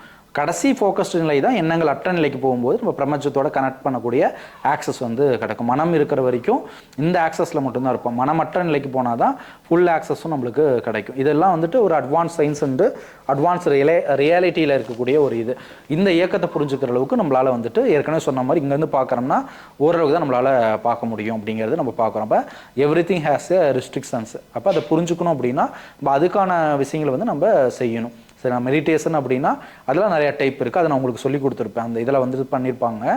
ஒரு செட் ஆஃப் இதாக சொல்லி கொடுத்தாங்களா வேதாத்ரி மகரிஷி? இது அது ப்ராக்டிஸ் கொடுக்கலையா? கொடுக்கல. வெறும் யோகா பயிற்சி மட்டும் கொடுத்து விட்டுட்டாங்க. அதாவது சிம்பிளிஃபைடு யோகா மட்டும் சொல்லி கொடுத்துட்டாங்க. உடல் ஆரோக்கியத்துக்கு மட்டும் சொல்லி கொடுத்துருப்பாங்க. தியான பயிற்சி வந்து தனியாக அவங்களுக்கு இதில் இருக்குது. ஒவ்வொரு இதுக்கு வந்து இருக்குது. இப்போ அதெல்லாம் வந்து ஒவ்வொரு செயல் தான். இப்போ நீங்கள் நல்லா இருங்க அப்படின்னு வாழ்த்துறது ஒரு செயல், அவங்கள திட்டுறது ஒரு செயல், ஒரு பொறாமப்படுறது ஒரு செயல், இது எல்லாமே நம்ம செய்யக்கூடிய செயல். இந்த எல்லா செயல்களுக்கும் நம்ம திருப்பி ஆன்சர் வந்து கொடுத்து தான் ஆகணும். சரிங்களா? பிரபஞ்சத்தை பொறுத்த வரைக்கும் அது ரெக்கார்டிங் டேட்டாவில் என்ன இருக்கோ அதை தான் திருப்பி கொடுக்கும். அது நல்லது கெட்டது பார்க்காது அப்படிங்கிறத நம்ம சொல்லியிருக்கோம். அதனால தான் வந்துட்டு இந்த சனீஸ்வரர் பற்றி அடிக்கடி சொல்லுவோம் நான். நல்லது கெட்டது பார்க்க மாட்டாங்க, ஒரே இதாக தான் செய்வாங்க அப்படின்னு நீங்கள் புராணத்தில் கூட படிச்சிருப்பீங்க இல்லையா? பிரபஞ்சம் தான் அந்த செயலை வந்து நம்ம செய்ய அதுக்கு ஒரு பேர் கொடுத்துக்கிறோம். இப்போ நல்லது கெட்டது அப்படிங்கிறதெல்லாம் இது என்ன செயல் செய்கிறோமோ அதுக்கான எதிர் செயலாக நம்ம அனுபவிச்சு தான் ஆகணும். அதனால் ஃபோக்கஸ்டாக இருக்கணும். அதில் எவால்வ் ஆகணும். பரிணாம வளர்ச்சி வந்துட்டு நம்ம பிரெயினுக்கு, மூளைக்கு, ஆன்மாக்கு, உடலுக்கு எல்லாத்துக்குமே வந்துட்டு இருக்குது அப்படிங்கிறது உண்மை. பரிணாம வளர்ச்சியின் கோட்பாடு நீங்கள் புத்தகத்திலே சின்ன வயசுலேயே படிச்சிருப்பீங்க. ஒவ்வொரு மிருகத்துக்கும் அடுத்த லெவல் பரிணாம வளர்ச்சி வந்து இருக்கும். மனுஷங்களுக்கும் அடுத்த பரிணாம வளர்ச்சி இருக்குது. சரிங்களா? அப்போ நம்ம ஹியூமனாக எவால்வ் ஆகணும் அப்படின்னா கண்டிப்பாக வந்துட்டு நம்ம எவால்வ் பண்ணிக்கணும். நம்ம அப்போ தேடுதல் வந்து இருக்கணும் அப்படிங்கிறதான் இதோட கன்க்ளூஷன் நம்ம முடிக்கும். சரிங்களா? நீங்கள் மெடிடேஷன் பண்ணணும் அப்படின்னாலும் தேடுதல் அப்படிங்கிறது இருக்கணும். நீங்கள் வந்துட்டு ஒரு யோக பயிற்சி பண்ணுறீங்க அப்படின்னாலும் தேடுதல் இருக்கணும். தேடுதல் இல்லாத எந்த ஒரு இதுவுமே வந்துட்டு முழுமை வந்து அடையாது. ஃபஸ்ட்டு தேடுதல், நம்மளுக்கு ஒரு தேடல் இருக்கணும். அந்த தேடல் தான் வந்துட்டு ஃபஸ்ட்டு ஸ்டெப்பே. தேடல் இருந்தால் தான் அந்த ஃபோக்கஸ்டாக இருக்கணுங்கிறது, ஒவ்வொரு செயல் செய்யும்போது கூர்ந்து கவனிக்கிறது, மெடிடேஷன் பண்ணுறது, எவால்வ் பண்ணணும்னு நினைக்கிறது, ஸ்பிரிச்சுவல் ஆகணும்னு நினைக்கிறது, இறைநிலை அடையணும் முயற்சி பண்ணுறது, இதெல்லாமே வந்துட்டு தேடுதல் அப்படின்னு ஒன்று இருந்தால் மட்டும்தான் அந்த இடத்துல நடக்கணும். சரிங்களா? தேடுதலே இல்லை அப்படின்னா நம்ம எந்த செயலுமே பண்ண மாட்டோம். ஏற்கனவே சொன்ன இந்த ரோபோட்டிக் லைஃப் தான் நம்ம வாழ்வோம். என்ன ப்ரோக்ராம் பண்ணியிருக்கிறதோ அந்த லைஃப்பை நம்ம திரும்ப திரும்ப வாழ்ந்துகிட்டே இருப்போம். சரிங்களா? அது லூப் மாதிரி நடந்துக்கிட்டு திரும்ப நடந்துகிட்டு இருப்போம். தேடுதலை வந்து நம்ம கிரியேட் பண்ணுவோம். ஃபஸ்ட்டு வந்து நீங்கள் யோசிக்கணும், தேடுதல் வந்து இருக்கணும். என்ன ஆக போகிறோம், எதுக்காக நம்ம பறந்துருக்கோம், என்ன நடக்குது, நம்ம எந்த கிரகத்தில் இருக்கோம், நம்ம என்ன கேட்டுட்டு இருக்கோம் அப்படிங்கிற மாதிரி நம்ம வந்துட்டு நடக்கணும். சரிங்களா? இப்போ நம்ம லைஃப்லேயே நீங்கள் ஒரு சில பேர் ஒரு சில சர்டைன் ஸ்டேஜை ஃபீல் பண்ணியிருப்பீங்க. சடனாக பார்த்தோன்னா பிளாங்காக ஒரு ஃபீல் பண்ணியிருப்பீங்க. சில பேருக்குலாம் அந்த இதை அச்சீவ் பண்ணியிருப்பீங்க. நல்லாவே இருப்பீங்க, டக்குன்னு பார்த்தா உங்களோட இது வந்து பிரெயின் வந்து பிளாங்க் ஆயிரும். சுற்றி இருக்கிறது என்னன்னே தெரியாது. இந்த மாதிரி ஒரு ஸ்டேஜ் வந்து நிறைய பேர் அட்டென்ட் பண்ணி ஒரு சின்ன ஒரு செகண்டில் லைஃப்பில் ஏதாவது ஒரு இதில் அட்டன் பண்ணியிருப்பீங்க. அதெல்லாம் வந்துட்டு அந்த டக்குன்னு அந்த எண்ணங்கள் இதெல்லாம் வந்துட்டு டோட்டல் கான்சியஸே ஒரு செகண்டில் ஸ்டாப் ஆகும். அப்போ வந்து சடனாக என்ன நடக்குது, நம்ம எங்கே இருக்கிறோம் அப்படிங்கிற ஒரு இது ஃபீல் வந்து நடக்கும். கான்சியஸில் இருக்கிற வரைக்கும் தான் இந்த ஒரு ஃபீல் வந்து நம்ம இருக்கும். சரிங்களா? அதனால் தேடுதலை அதிகப்படுத்துங்க. கண்டிப்பாக உங்களுக்கான தேடலுக்கான கொஸ்டின் கிடைக்கும். ஏன்னா நானே வந்து எல்லாத்தையும் சொல்கிறதோ, இப்போ எனக்கு தேடுதலுக்கு எனக்கு ஒரு ஆன்சர் கிடச்சிருக்கும் ஸ்பிரிச்சுவல் லைஃப்பில், உங்களோட தேடலுக்கு ஒரு ஆன்சர் வந்து கிடச்சிருக்கும். அதனால் இயற்கையோட படைப்பை பொறுத்த வரைக்கும் எந்த செயலை செய்யறதுக்கும் ரெஸ்ட்ரிக்ஷன் கிடையாது. இப்போ நீங்கள் வீட்டில் உட்காந்து 4 மணிக்கு வந்துட்டு மெடிடேட் பண்ண போகிறீங்கன்னா யாரும் அது தடுக்க போகிறது கிடையாது. யோகா பண்ண தடுக்க போகிறது கிடையாது. இப்போ ரெஸ்ட்ரிக்ஷன் இல்லை இதுக்கெல்லாம். இப்போ நம்ம முயற்சி பண்ணால் தான் அந்த தேடுதலுக்கான ஆன்சரே கிடைக்கும். இப்போ நாமளே நம்மளை ரெஸ்ட்ரிக்ட் பண்ணிக்கிறோம். இப்போ இங்கே கவனிக்க முடியும்னு நினச்சா கண்டிப்பாக முடியும். பட் நம்மளே தான் வந்துட்டு அதை ரெஸ்ட்ரிக்ட் பண்ணது காரணமே நம்ம ப்ரோக்ராமிங் செட் தான். இப்போ ப்ரோக்ராமிங்கே நாங்கள் கற்றுக்குறோம். மைண்ட் ப்ரோக்ராமிங்க்கு தனியாக ட்ரைனிங் இருக்குது. இப்போ காலையில் 4:30 எந்திரிக்கிறோம் அப்படின்னா அதுக்கான ப்ரோக்ராமிங் எப்படி மைண்டை வந்து ப்ரோக்ராம் பண்ணி செட் பண்ணணுன்னே வந்து ட்ரைனிங் இருக்குது. அப்படி செட் பண்ணிட்டோம்னா கரெக்டாக அலாரம் வைக்காமே 4:30 நாங்களாம் எந்திரிச்சிருவோம், 5:30 எந்திரிச்சிருவோம். அது மைண்ட் செட் ப்ரோக்ராமிங்னு இருக்குது. அது மாதிரி இங்கே ஏன் நீங்கள் கவனிக்கல, இங்கே ஏன் தூங்குறீங்க, கொஞ்சம் தான் கவனிங்கன்னா இது கூட ஒன் கைண்ட் ஆஃப் மைண்ட் செட்டோட இது தான் சப்கான்சியஸ்குள்ளே பண்ணக்கூடிய ப்ரோக்ராம். இப்போ மனந்தா சொன்ன மாதிரி சின்ன வயசுலேருந்தே இப்படி தான் சொன்னது. அவர் தெரியாமல் அவர் ப்ரோக்ராம் பண்ணிக்கிட்டார். இந்த மாதிரி கவனிச்சா நம்மளுக்கு வந்து ஒரு காம்ப்ளெக்ஸான இதுனா நம்ம டக்குன்னு கவனிக்காமல் எங்கேயாவது சிந்திச்சு போயிடுவோம் அப்படிங்கிற மாதிரி அப்படியே ப்ராக்டிஸ் பண்ணியிருப்பார். அப்போ அதை மாற்றணும் என்ன பண்ணணும், மறுபடியும் வேறு ப்ரோக்ராமிங்கை பண்ணணும். காம்ப்ளெக்ஸான இதை தான் நான் கவனிப்பேன் பார்ப்பேன் அப்படிங்கிறத நம்ம பண்ணணும். சரிங்களா? இப்போ இது எல்லாமே எப்போ கிடைக்கும் நம்மளுக்கு இதுக்கான ஆன்சர்? இப்போலாம் நான் சொல்கிறேன் இல்லையா, இதெல்லாமே தேடுதல் இருக்கிறனால தான் வந்து கிடைக்குது. தேடுறதுனால தான் எனக்கு தெரியுது. தேடுதல் இருக்கிறனால தான் ஃபோக்கஸ்டுங்கிறதே எனக்கு புரியுது. இப்போ நம்ம ஏன் ஃபோக்கஸ்டாக இல்லை, நம்ம ஏன் இப்படி இருக்கிறோம், நம்ம ஏன் கோவப்படுறோம், நாம் ஏன் அவர் அடிக்கிறோம், ஏன் அவர் நல்லா இருக்கும்போது நம்மளுக்கு ஏன் பொறாமை கிரியேட் ஆகுது அப்படிங்கிறதெல்லாம் தேடணும். சரிங்களா? ஏன்னா இப்போ நானே வந்துட்டு இவ்வளோ சுப்ரீம் லெவலில் ஒரு கான்சியஸ் லெவலில் இருந்தாலும் கூட எனக்கே நார்மலாக தோணும். சில பேர்த்த பார்க்கும்போது நாம் ஏன் இப்படி ஃபீல் பண்ணுறோம், சாதாரண ஹியூமன்ஸ்குள்ளே வரக்கூடிய எமோஷன்ஸ் கிரியேட் ஆகும்போது நான் ஃபோக்கஸ்டாக இருக்கும்போது நான் சிந்திச்சு பார்ப்பேன், எதுக்கு நம்மளுக்கு இந்த மாதிரி வருது, ஏன் இந்த யோசனைகள் வருதுன்னு சொல்லிட்டு அதை கண்ட்ரோல் பண்ண முயற்சி பண்ணி டக்குன்னு அதை சரிப்படுத்திடுவேன். இப்போ நீங்கள் நார்மலாக இருக்கும்போது இந்த எமோஷன்ஸை செயல்களாக உருவாக்குறீங்க. இப்போ ஒரு பிடிக்காத ஒருத்தனா அவர் போய் திட்டுறது, உன்னை பார்த்தாவே எனக்கு பிடிக்கல, ஏன் அப்படி டார்ச்சர் பண்ணிட்டே இருக்கிற, உங்கள்கிட்ட பேசவே எனக்கு பிடிக்கலன்னு சொல்லிட்டு நம்ம சொல்லுவோம். என்ன மாதிரி ஆட்கள் அதை தேடுதல் இருக்கும்போது ஃபோக்கஸ்டாக இருக்கும்போது அதை கண்ட்ரோல் பண்ணி தடுக்க முயற்சி பண்ணுவோம். ஏன் அவரை திட்டணும், அவரோட நேச்சரே இப்படி தான் அப்படின்னு சொல்லிட்டு நான் நினைப்பேன். அவரோட நேச்சரே அப்படிங்கிறப்ப அவரோட இதுவே கெப்பாசிட்டி இவ்வளோ தான். இப்போ நார்மலாக ஒரு லெக்சர்ஸ் வந்து இப்போ தூங்கிட்டு இருந்தால் திட்டுவாங்க, ஆனால் நான் திட்ட மாட்டேன். என்ன காரணம்? ஏன்னா நேச்சரே அதுதான், அவரோட கெப்பாசிட்டி அவ்வளோதான். அவரால் தூங்க தான் முடியும். ஒரு கிளாஸ் எடுக்கிறோம் அப்படின்னா அவரால் கவனிக்க முடியாதுங்கிறத நான் புரிஞ்சுக்கிறேன். புரியுதுங்களா சொல்கிறது? அதனால் தேடுதலை வந்து முயற்சி பண்ணுங்கள். அது ஆன்மீக தேடலாக இருந்தால் மட்டும்தான் வந்துட்டு உள்முகமாக வந்துட்டு கண்டுபிடிக்க முடியும். அது வந்து ஒரு அறிவியல் தேடலாக இருந்துச்சு அப்படின்னா நீங்கள் என்ன மட்டும் கற்றுக்க முடியும். இப்போ 2025 வரைக்கும் என்ன கண்டுபிடிப்பு இருக்கோ, அப்புறம் அடுத்த அப்கமிங்கில் என்ன கண்டுபிடிக்க போகிறாங்களோ அந்த விஷயத்தை மட்டும்தான் தெரிஞ்சுக்க முடியும். ஆல்ரெடி வந்து தெரிஞ்சுக்கிறது. ஆனால் டேட்டா கம்யூனிகேஷன்ஸ் அப்படிங்கிறது நம்ம வந்துட்டு ரொம்ப அட்வான்ஸான ஒரு இது. இப்போ கிறிஸ்டியானிட்டி முஸ்லீம்லாம் என்ன பண்ணுறாங்க ப்ரேயரில் அப்படிங்கிறது உங்களுக்கு தெரியும். அதெல்லாமே ஃப்ரீக்வன்சி அண்ட் டேட்டா கம்யூனிகேஷன்ஸோட ஒன் கைண்ட் ஆஃப் இதுதான். ப்ரேயர்ஸு பிரார்த்தனைகளை என்ன பண்ணுறாங்க அதெல்லாம் வந்து ஒரு டேட்டா ஷேரிங் தான். புரியுதுங்களா? இதனால டேட்டா வந்து உருவாக்க பிரபஞ்சத்தோடய டேட்டா பண்ணுறாங்க. ஒரு 1000 பேர் சேர்ந்து 2000 பேர் சேர்ந்து ப்ரேயர் பண்ணுறாங்க, உலகமே நல்லா இருக்கணும், டெரரிசம் பண்ணக்கூடாதுன்னு சொல்லிட்டு இப்போ வந்து ஒரு டேட்டா உருவாக்குறாங்க அவங்க. புரியுது? அந்த டேட்டாக்கான ஆன்சர் வந்துட்டு செயல் நடக்கும் அந்த இடத்துல. அந்த டேட்டா அவங்க பண்ணிட்டாங்க, அதுக்கான செயலுக்கான ஒரு பலன் இருக்குல்ல. ஒருத்தர் பண்ணும்போது ஒரு தீக்குச்சி எரியும் போது இன்னொரு தீக்குச்சி போது இன்னும் கொஞ்சம் நெருப்பு அதிகமாக இருக்க மாதிரி ஒரு எண்ணலைகள் ஸ்ட்ராங்காக இருக்கும்போது 1000 பேர் சேர்ந்து அந்த ப்ரேயர் பண்ணும்போது அந்த விஷயம் வந்து நடக்கும். சரிங்களா? இப்போ ரஜினிகாந்த் வந்து டயாலிசிஸில் இருக்கும்போது எத்தனை பேர் சாமிலாம் கும்பிட்டு இது பண்ணும்போது அவர் பழச்சிக்கிட்டாரு, பார்த்துருக்கீங்களா? ஒரு இது நடந்துச்சு இல்லை ரீசெண்டாக ஒரு 5-7 வருஷம் முன்னாடி நடந்துச்சுன்னு நினைக்கிறேன். அந்த மாதிரி வந்துட்டு இந்த ப்ரேயர்ஸு பிரார்த்தனைகள் கிறிஸ்டியானிட்டி முஸ்லீமில் பண்ணக்கூடியது, இந்து மதத்தில் பண்ணுறதுலாம் ஒரு கைண்ட் ஆஃப் டேட்டா ஷேரிங் மாதிரி தான். சரிங்களா? சுப்ரீம் பீயிங்கோட நம்ம கம்யூனிகேட் பண்ண ட்ரை பண்ணுறோம், ஆனால் கம்யூனிகேட்லாம் பண்ணல. பிரார்த்தனை பண்ணும்போது என்ன பண்ணுறோம்? நல்லா இருக்கணும் இப்படி வேண்டிக்கிறோம். இப்போ நம்ம யாரை நோக்கி வேண்டிக்கிறோம்? சுப்ரீம் லெவல் இருக்கக்கூடிய ஒரு கான்சியஸ் லெவலு, ஒரு அல்டிமேட் பவராக இருக்கக்கூடிய வச்சு தான் நம்ம ப்ரேயர்ஸே பண்ணுறோம். நம்ம கிரியேட்டரை நினச்சி நம்ம ப்ரேயர் பண்ணுறோம். எந்த ஒரு சோர்ஸ்லேருந்து உருவாகணுமோ அந்த சோர்ஸ்கிட்டே கேட்டு நம்ம நிகழ்வுகளை மாற்ற சொல்லி நம்ம முயற்சி பண்ணுறோம். அதெல்லாம் one kind of data communication sharing தான். ஓகேங்களா? இதெல்லாம் புரிஞ்சுக்கோங்க. அதனால் இதோட கம்யூனிகேஷன், இதோட கன்க்ளூஷன் என்ன அப்படின்னா ஒன்லி வந்துட்டு ஒரு ஆன்மீக தேடல் அப்படிங்கிறது இருக்கணும். ஆன்மீக தேடல்னா ஸ்பிரிச்சுவல் அப்படிங்கிறது வந்துட்டு ஒரு மோசமானதோ இல்லை மூடநம்பிக்கையோ கிடையாது. உள்முகமாக தேடணும் அப்படிங்கிறது தான் ஆன்சரை தவிர சும்மா போயிட்டு நம்ம எந்த கோயிலுக்கு போகிறேன், முனிப்பன் கோயிலுக்கு கும்பிட்றேன், இந்த மாதிரி இந்த சாமி கும்பிட்றேன், அந்த சாமி கும்பிட்றேன், அந்த தேடுதலை பற்றி நம்ம சொல்லவே இல்லை. உள்முகமாக ஒரு தியான பயிற்சி மூலமோ, மெடிடேஷன் பயிற்சி மூலமோ, ஒரு கிரியா யோக பயிற்சி மூலமோ, வாசி யோக பயிற்சி மூலமோ நிறையா விஷயங்கள் நம்ம செஞ்சு நம்ம தேடும்போது தான் ஆன்சர் வந்து கிடைக்கும். சும்மா நார்மலாலாம் கிடைச்சிடாது. இதெல்லாம் ஈஸியான பயிற்சி கிடையாது. அதுக்குன்னு ஒரு இது இருக்குது, அதுக்கான படிநிலைகள் இருக்குது, ஒவ்வொன்றும் அப்படி பண்ணணும்னு சொல்லிட்டு. சரிங்களா? இதெல்லாம் பண்ணும்போது தான் அந்த ஆன்சர் அப்படிங்கிறது நம்மளுக்கு கிடைக்குமே தவிர முழுமையாக வந்துட்டு கிடைக்காது. இந்த தேடுதல் இருக்கும்போது அந்த சன்னியாசியாக திருவண்ணாமலையில் நீங்கள் பார்க்கறதெல்லாம் இந்த தேடுதலுக்கு தான். ஒரிஜினலாக தேடுறவங்க இருப்பாங்க, குடும்ப சூழ்நிலைக்காக போகிறவங்க இருப்பாங்க. இந்த தேடுதலோட வெளிப்பாடு தான் அதுவெல்லாம் இருக்கே தவிர உலக வாழ்க்கையை வெறுத்துறாங்க. இந்த ப்ரோக்ராமேட்டிக் லைஃப் அவங்களுக்கு பிடிக்கல, என்ன கல்யாணம் பண்ணிட்டு எதுக்கு வாழணும், எதுக்கு இப்படி இருக்குன்னு சொல்லும்போது அதோட வெளிப்பாடு தான் இது. பட் நம்ம நிலையிலேருந்து பார்க்கும்போது அது முட்டாள்தனமாக தெரியும், அவங்க நிலையில் இருக்கும்போது நம்மளை பார்க்கும்போது முட்டாள்தனமாக தெரியும். புரியுதுங்களா? சரி, நாம் அவங்கள பார்க்கும்போது என்னடா இது குடும்பத்தெல்லாம் விட்டு லூஸ் தானமாக அங்கே போயிட்டு இருக்கிறாங்க, இதெல்லாம் தேவையில்லாது அப்படின்னு நம்மளுக்கு தோணும். அவங்க நம்மகிட்ட இருந்து பார்க்கும்போது இவங்க ப்ரோக்ராமேட்டிக் லைஃபை வாழ்ந்துட்டு இருக்காங்க, குடும்ப கூட்டின்னு சொல்லிட்டு மறுபடியும் இப்போ ரீசைக்ளிங் லைஃபை வாழ்ந்துட்டு இருக்க போகிறாங்க, நம்ம அதில் வந்து வெளியே வரணும்னு சொல்லிட்டு அவங்க முயற்சி பண்ணுறாங்க. இவ்வளோ தான் வந்து வித்தியாசம். நம்ம அந்த மாதிரிலாம் யாரையும் போக சொல்ல, உள்முகமாக தேடுங்க, பயிற்சி பண்ணுங்கள், உங்களுக்கான ஆன்சர் வந்து தானாக கிடைக்கும். தேடுதல் இல்லை அப்படின்னா நீங்கள் எந்த புக்கும் படிக்கவும் மாட்டீங்க, பயிற்சியும் பண்ண மாட்டீங்க, எதுவும் பண்ணவும் மாட்டீங்க. ஓகேங்களா? அடுத்து வந்து முக்கியமான ஒரு அனௌன்ஸ்மெண்ட் வந்து நம்ம வந்து ஒரு காமெடி டாலரையும் டிஸ்கஸ் பண்ணி என்ஜிஓ மாதிரி ஸ்டார்ட் பண்ணது ரொம்ப நாளாக 15 வருஷத்துக்கு முன்னாடி பிளான் பண்ணது. அதாவது சமுதாயத்துக்கு நம்ம ஏதாவது நல்லது செய்யணும் அப்படிங்கிறதுக்காக ஒரு சில ஆக்டிவிட்டி ஸ்டார்ட் பண்ணணும். நம்ம ஆல்ரெடி பண்ணிட்டு இருக்கோம், அதை வந்து ஒரு ரெஜிஸ்டர்டாக ஒரு ஆக்டிவிட்டியாக இதுவாக வந்து லீகலாக வந்து பண்ண போகிறோம். சரிங்களா? அப்படி பண்ணும்போது நம்மளுக்கு ஒரு ரெப்புடேஷன்ஸ் கிடைக்கும், ஒரு ஐடென்டிட்டி கிடைக்கும், ஒரு ஃபண்டு கிடைக்குன்னா அதை இன்னும் கொஞ்சம் நம்ம நல்லா செய்யலாம். லீகலாக இல்லாமல் இருக்கும்போது நம்ம எல்லாமே நம்ம கம்பெனி பேரில் வந்து பண்ணும்போது தான் ப்ராப்ளம் வந்து அந்த இடத்துல கிரியேட் ஆகுது. ஏன்னா எனக்கு வந்து 2 lakh 5 lakh 10 lakh அந்த மாதிரி 50,000 1 lakhன்னு சொல்லிட்டு அமௌண்ட் கலெக்ட் ஆகும். என்னோட ட்ரஸ்டபிள் இருக்கவங்களாம் கேட்டாங்கன்னா கொடுத்துருவாங்க. இப்போ வந்து அந்த இது நான் பண்ணுறது கிடையாது. அது மாதிரி கலெக்ட் ஆகும்போது அவங்க கேட்ட கொஸ்டின் என்ன அப்படின்னா, இது மாதிரி வந்துட்டு கம்பெனி பேரில் வாங்குறீங்க, உங்கள் பேரில் அமௌண்ட் வாங்குறீங்க, ஏன் அப்படி பண்ணுறீங்க அப்படிங்கிற மாதிரி அவங்களுக்கு ஒரு டவுட்டு அந்த இடத்துல கிளியர் ஆகுது. நம்ம பேரில் அமௌண்ட் வாங்கி பண்ணும்போது எல்லா அமௌண்ட் நாம் யூஸ் பண்ணிக்கிறோமா அப்படிங்கிறது பொதுவாக எல்லா மனுஷங்களும் வர்றது தான். ஆனால் கொஞ்சம் லீகலாக வந்து நம்ம ஒரு சில ஆக்டிவிட்டீஸ் வந்து பண்ண போகிறோம். சமுதாயத்துக்கு இந்த மாதிரி பண்ணுறப்போ மந்த்து 2 மாதத்துக்கு ஒரு டைமு ஒரு ஸ்கூலில் அவங்களுக்கு ஒரு ஃபங்க்ஷன் வச்சு அவங்களுக்கு ஒரு அப்கிரேட் பண்ணுறது ஹெல்ப் பண்ணுறதுக்கு, காலேஜில் ஒரு அவேர்னஸ் ப்ரோக்ராம் வச்சு அவங்களுக்கு பண்ணுறது. புரியுதுங்களா? அப்புறம் மரம் நடுறது அந்த மாதிரி ஒரு ஆக்டிவிட்டி. அப்புறமேட்டு சின்ன சின்ன ஆர்ஃபனேஜ்க்கு போய் ஹெல்ப் பண்ணுறது, ஓல்டேஜ் ஆர்ஃபனேஜ்க்கு சப்போர்ட் பண்ணுறது, ஒரு சில ஆக்டிவிட்டீஸு.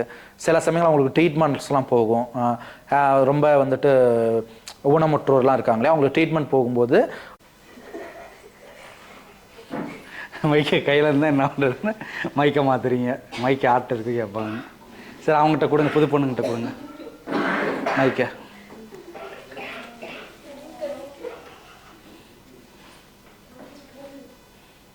வச்சிருமா, யார் வச்சுருக்காங்களோ அவங்கள தான் கேட்க போகிறேன். நீங்கள் தான் இப்போ உங்கள் கையில் தான் இருக்குது. ஆன் பண்ணிட்டீங்களாப்பா? என்னம்மா?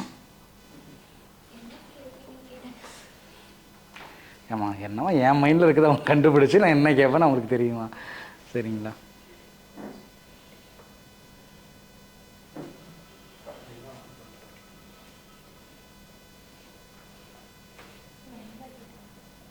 சொல்லும்போதே வச்சுக்கோங்கன்னு சொல்லி கொடுக்குறாங்க. சரி பண்ணிட்டாங்க. ஆன் பண்ணிட்டீங்களா? சரிப்பா. சபரி தான் ஸ்மார்ட்டான பர்சன், அதனால் அவர்கிட்ட கொடுங்க.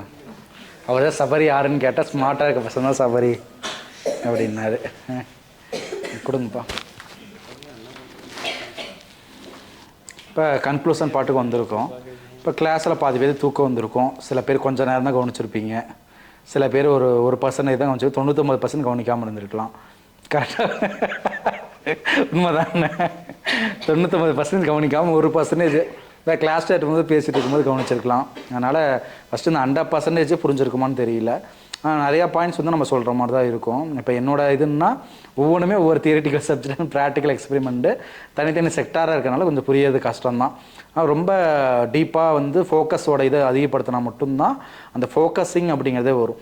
இதுக்காக தான் மெடிடேஷன் அப்படிங்கிறத எல்லாருமே பண்ணி தான் ஆகணும். இது ஒரு கம்பல்சரி அப்படின்னு நான் நிறைய டைம் சொல்லியிருக்கிறேன். ஆனால் இருக்கா, மெடிடேஷன் எதுக்கு பண்ணுறோம் அப்படின்னா அது அவேக்கனுக்காக கிடையாது. மெடிடேஷன் பண்ணாதான் ஒரு ஃபோக்கஸ்க்காக. மூச்சு பயிற்சி ஏன் பண்ணுறோம்? மூச்சு பயிற்சியும் ஒரு ஃபோக்கஸ்க்காக தான். ஏன்னா நம்ம சுவாசம் தான் வந்துட்டு எல்லாத்தோட இதுலேயும் வந்துட்டு செயல்பட்டு இருக்குது, நம்ம லாஸ்ட்டாக பார்த்தோம் இல்லையா? அதனால் வந்து மூச்சு பயிற்சி, சுவாச பயிற்சிலாம் வந்துட்டு நம்மளோட ஃபோக்கஸிங்கை இன்க்ரீஸ் பண்ணுறதுக்காக தான். நம்மளோட ஃப்ரீக்வன்சி நம்ம சேஞ்ச் பண்ணிக்கிறோம். நான் வந்து ஒரு ஃப்ரீக்வன்சியில் இருக்கேன், நீங்கள் வந்து வேறு ஃப்ரீக்வன்சியில் இருக்கும்போது இந்த ஃப்ரீக்வன்சியில் நான் சொல்லும்போது உங்கள் ஃப்ரீக்வன்சியில் அதை கேட்ச் பண்ண முடியாது. ஏன்னா நீங்கள் உங்கள் பிரெயினே வேறு ஃப்ரீக்வன்சி தான் அப்சர்வ் பண்ணணும். அது ஒரு வடிவேல் காமெடி ஃப்ரீக்வன்சியாக இருக்கலாம், ஒரு கவுண்டமணி காமெடி, அந்த மாதிரி எடுத்தால் ஒரு ஃபோக்கஸிங்கை நல்லா லிசன் பண்ணி பார்ப்பீங்க. அதுவே வந்து வேறு லெவலாக ஃப்ரீக்வன்சி இருக்கும்போது அதை உங்களால் புரிஞ்சுக்க முடியாது. சரிங்களா? நான் சொல்கிறது எனர்ஜி ஃப்ரீக்வன்சி வைப்ரேஷன் கான்செப்டில் என்ன புரிஞ்சுக்கவே மாட்டீங்க அப்படிங்கிறத நான் ஃப்ரீக்வன்சி லெவலை வச்சு நான் புரிய வைக்கிறேன். ஃபோக்கஸிங் வந்து ரொம்பவே முக்கியம்.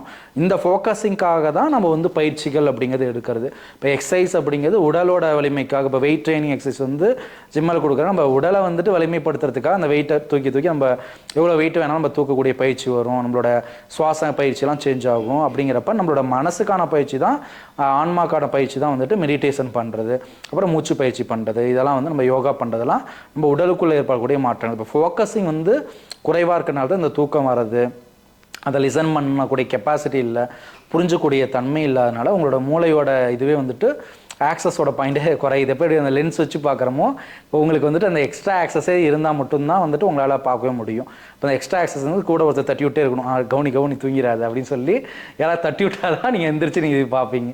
அதனால் ஃபோக்கஸிங்கை ஃபஸ்ட்டு இன்க்ரீஸ் பண்ணுங்கள். அது ரொம்ப ரொம்ப டிஃபிகல்ட்டு தான், பட் நாம் தான் வந்து சேஞ்ச் பண்ணிக்கணும். ஓகேங்களா? இப்போ இந்த கிளாஸோட கன்க்ளூஷன் என்ன அப்படிங்கிறத இவங்க சொல்லுங்கள் பார்க்கலாமா? நீங்கள் அவரும் தான் சபரியும் தான் சொல்லணும். முதல்ல உங்ககிட்ட இருந்து ஆரம்பிக்கிறோம். கொடுங்க. இப்போ இவ்வளோ நேரம் லிசன் பண்ணீங்கல்ல, கொடுங்கப்பா அவங்ககிட்ட கொடுங்க. நாங்கள் ரெக்கார்ட் ஆகிட்டு இருக்கு, டக்குன்னா பேசணும், இது அமைதியாக இருக்கக்கூடாது ரொம்ப நேரத்துக்கு. இப்போ இந்த கிளாஸ் வந்து கவனிச்சிங்களா? எவ்வளோ பர்சன்டேஜ் கவனிச்சிருப்பீங்க? 10% கவனிச்சிருப்பீங்களா இல்லை 90% கவனிச்சிருப்பீங்களா? 10% கவனிச்சிருக்கீங்க, மீதிலாம் வேறு உலகத்தில் இருந்தீங்க. சரி, ஓகே. என்ன புரிஞ்சிச்சு உங்களுக்கு? அதிக பர்சன்டேஜ் சொன்னால் அதிக கேள்வி கேட்டுருவார், கம்மி பர்சன்டேஜ் சொன்னால் கம்மி இது கேட்டுருவாங்க.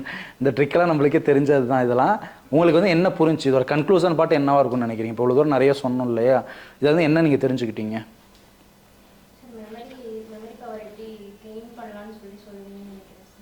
அதுதான் கன்க்ளூஷன் நினச்சிட்டு இருக்கீங்களா?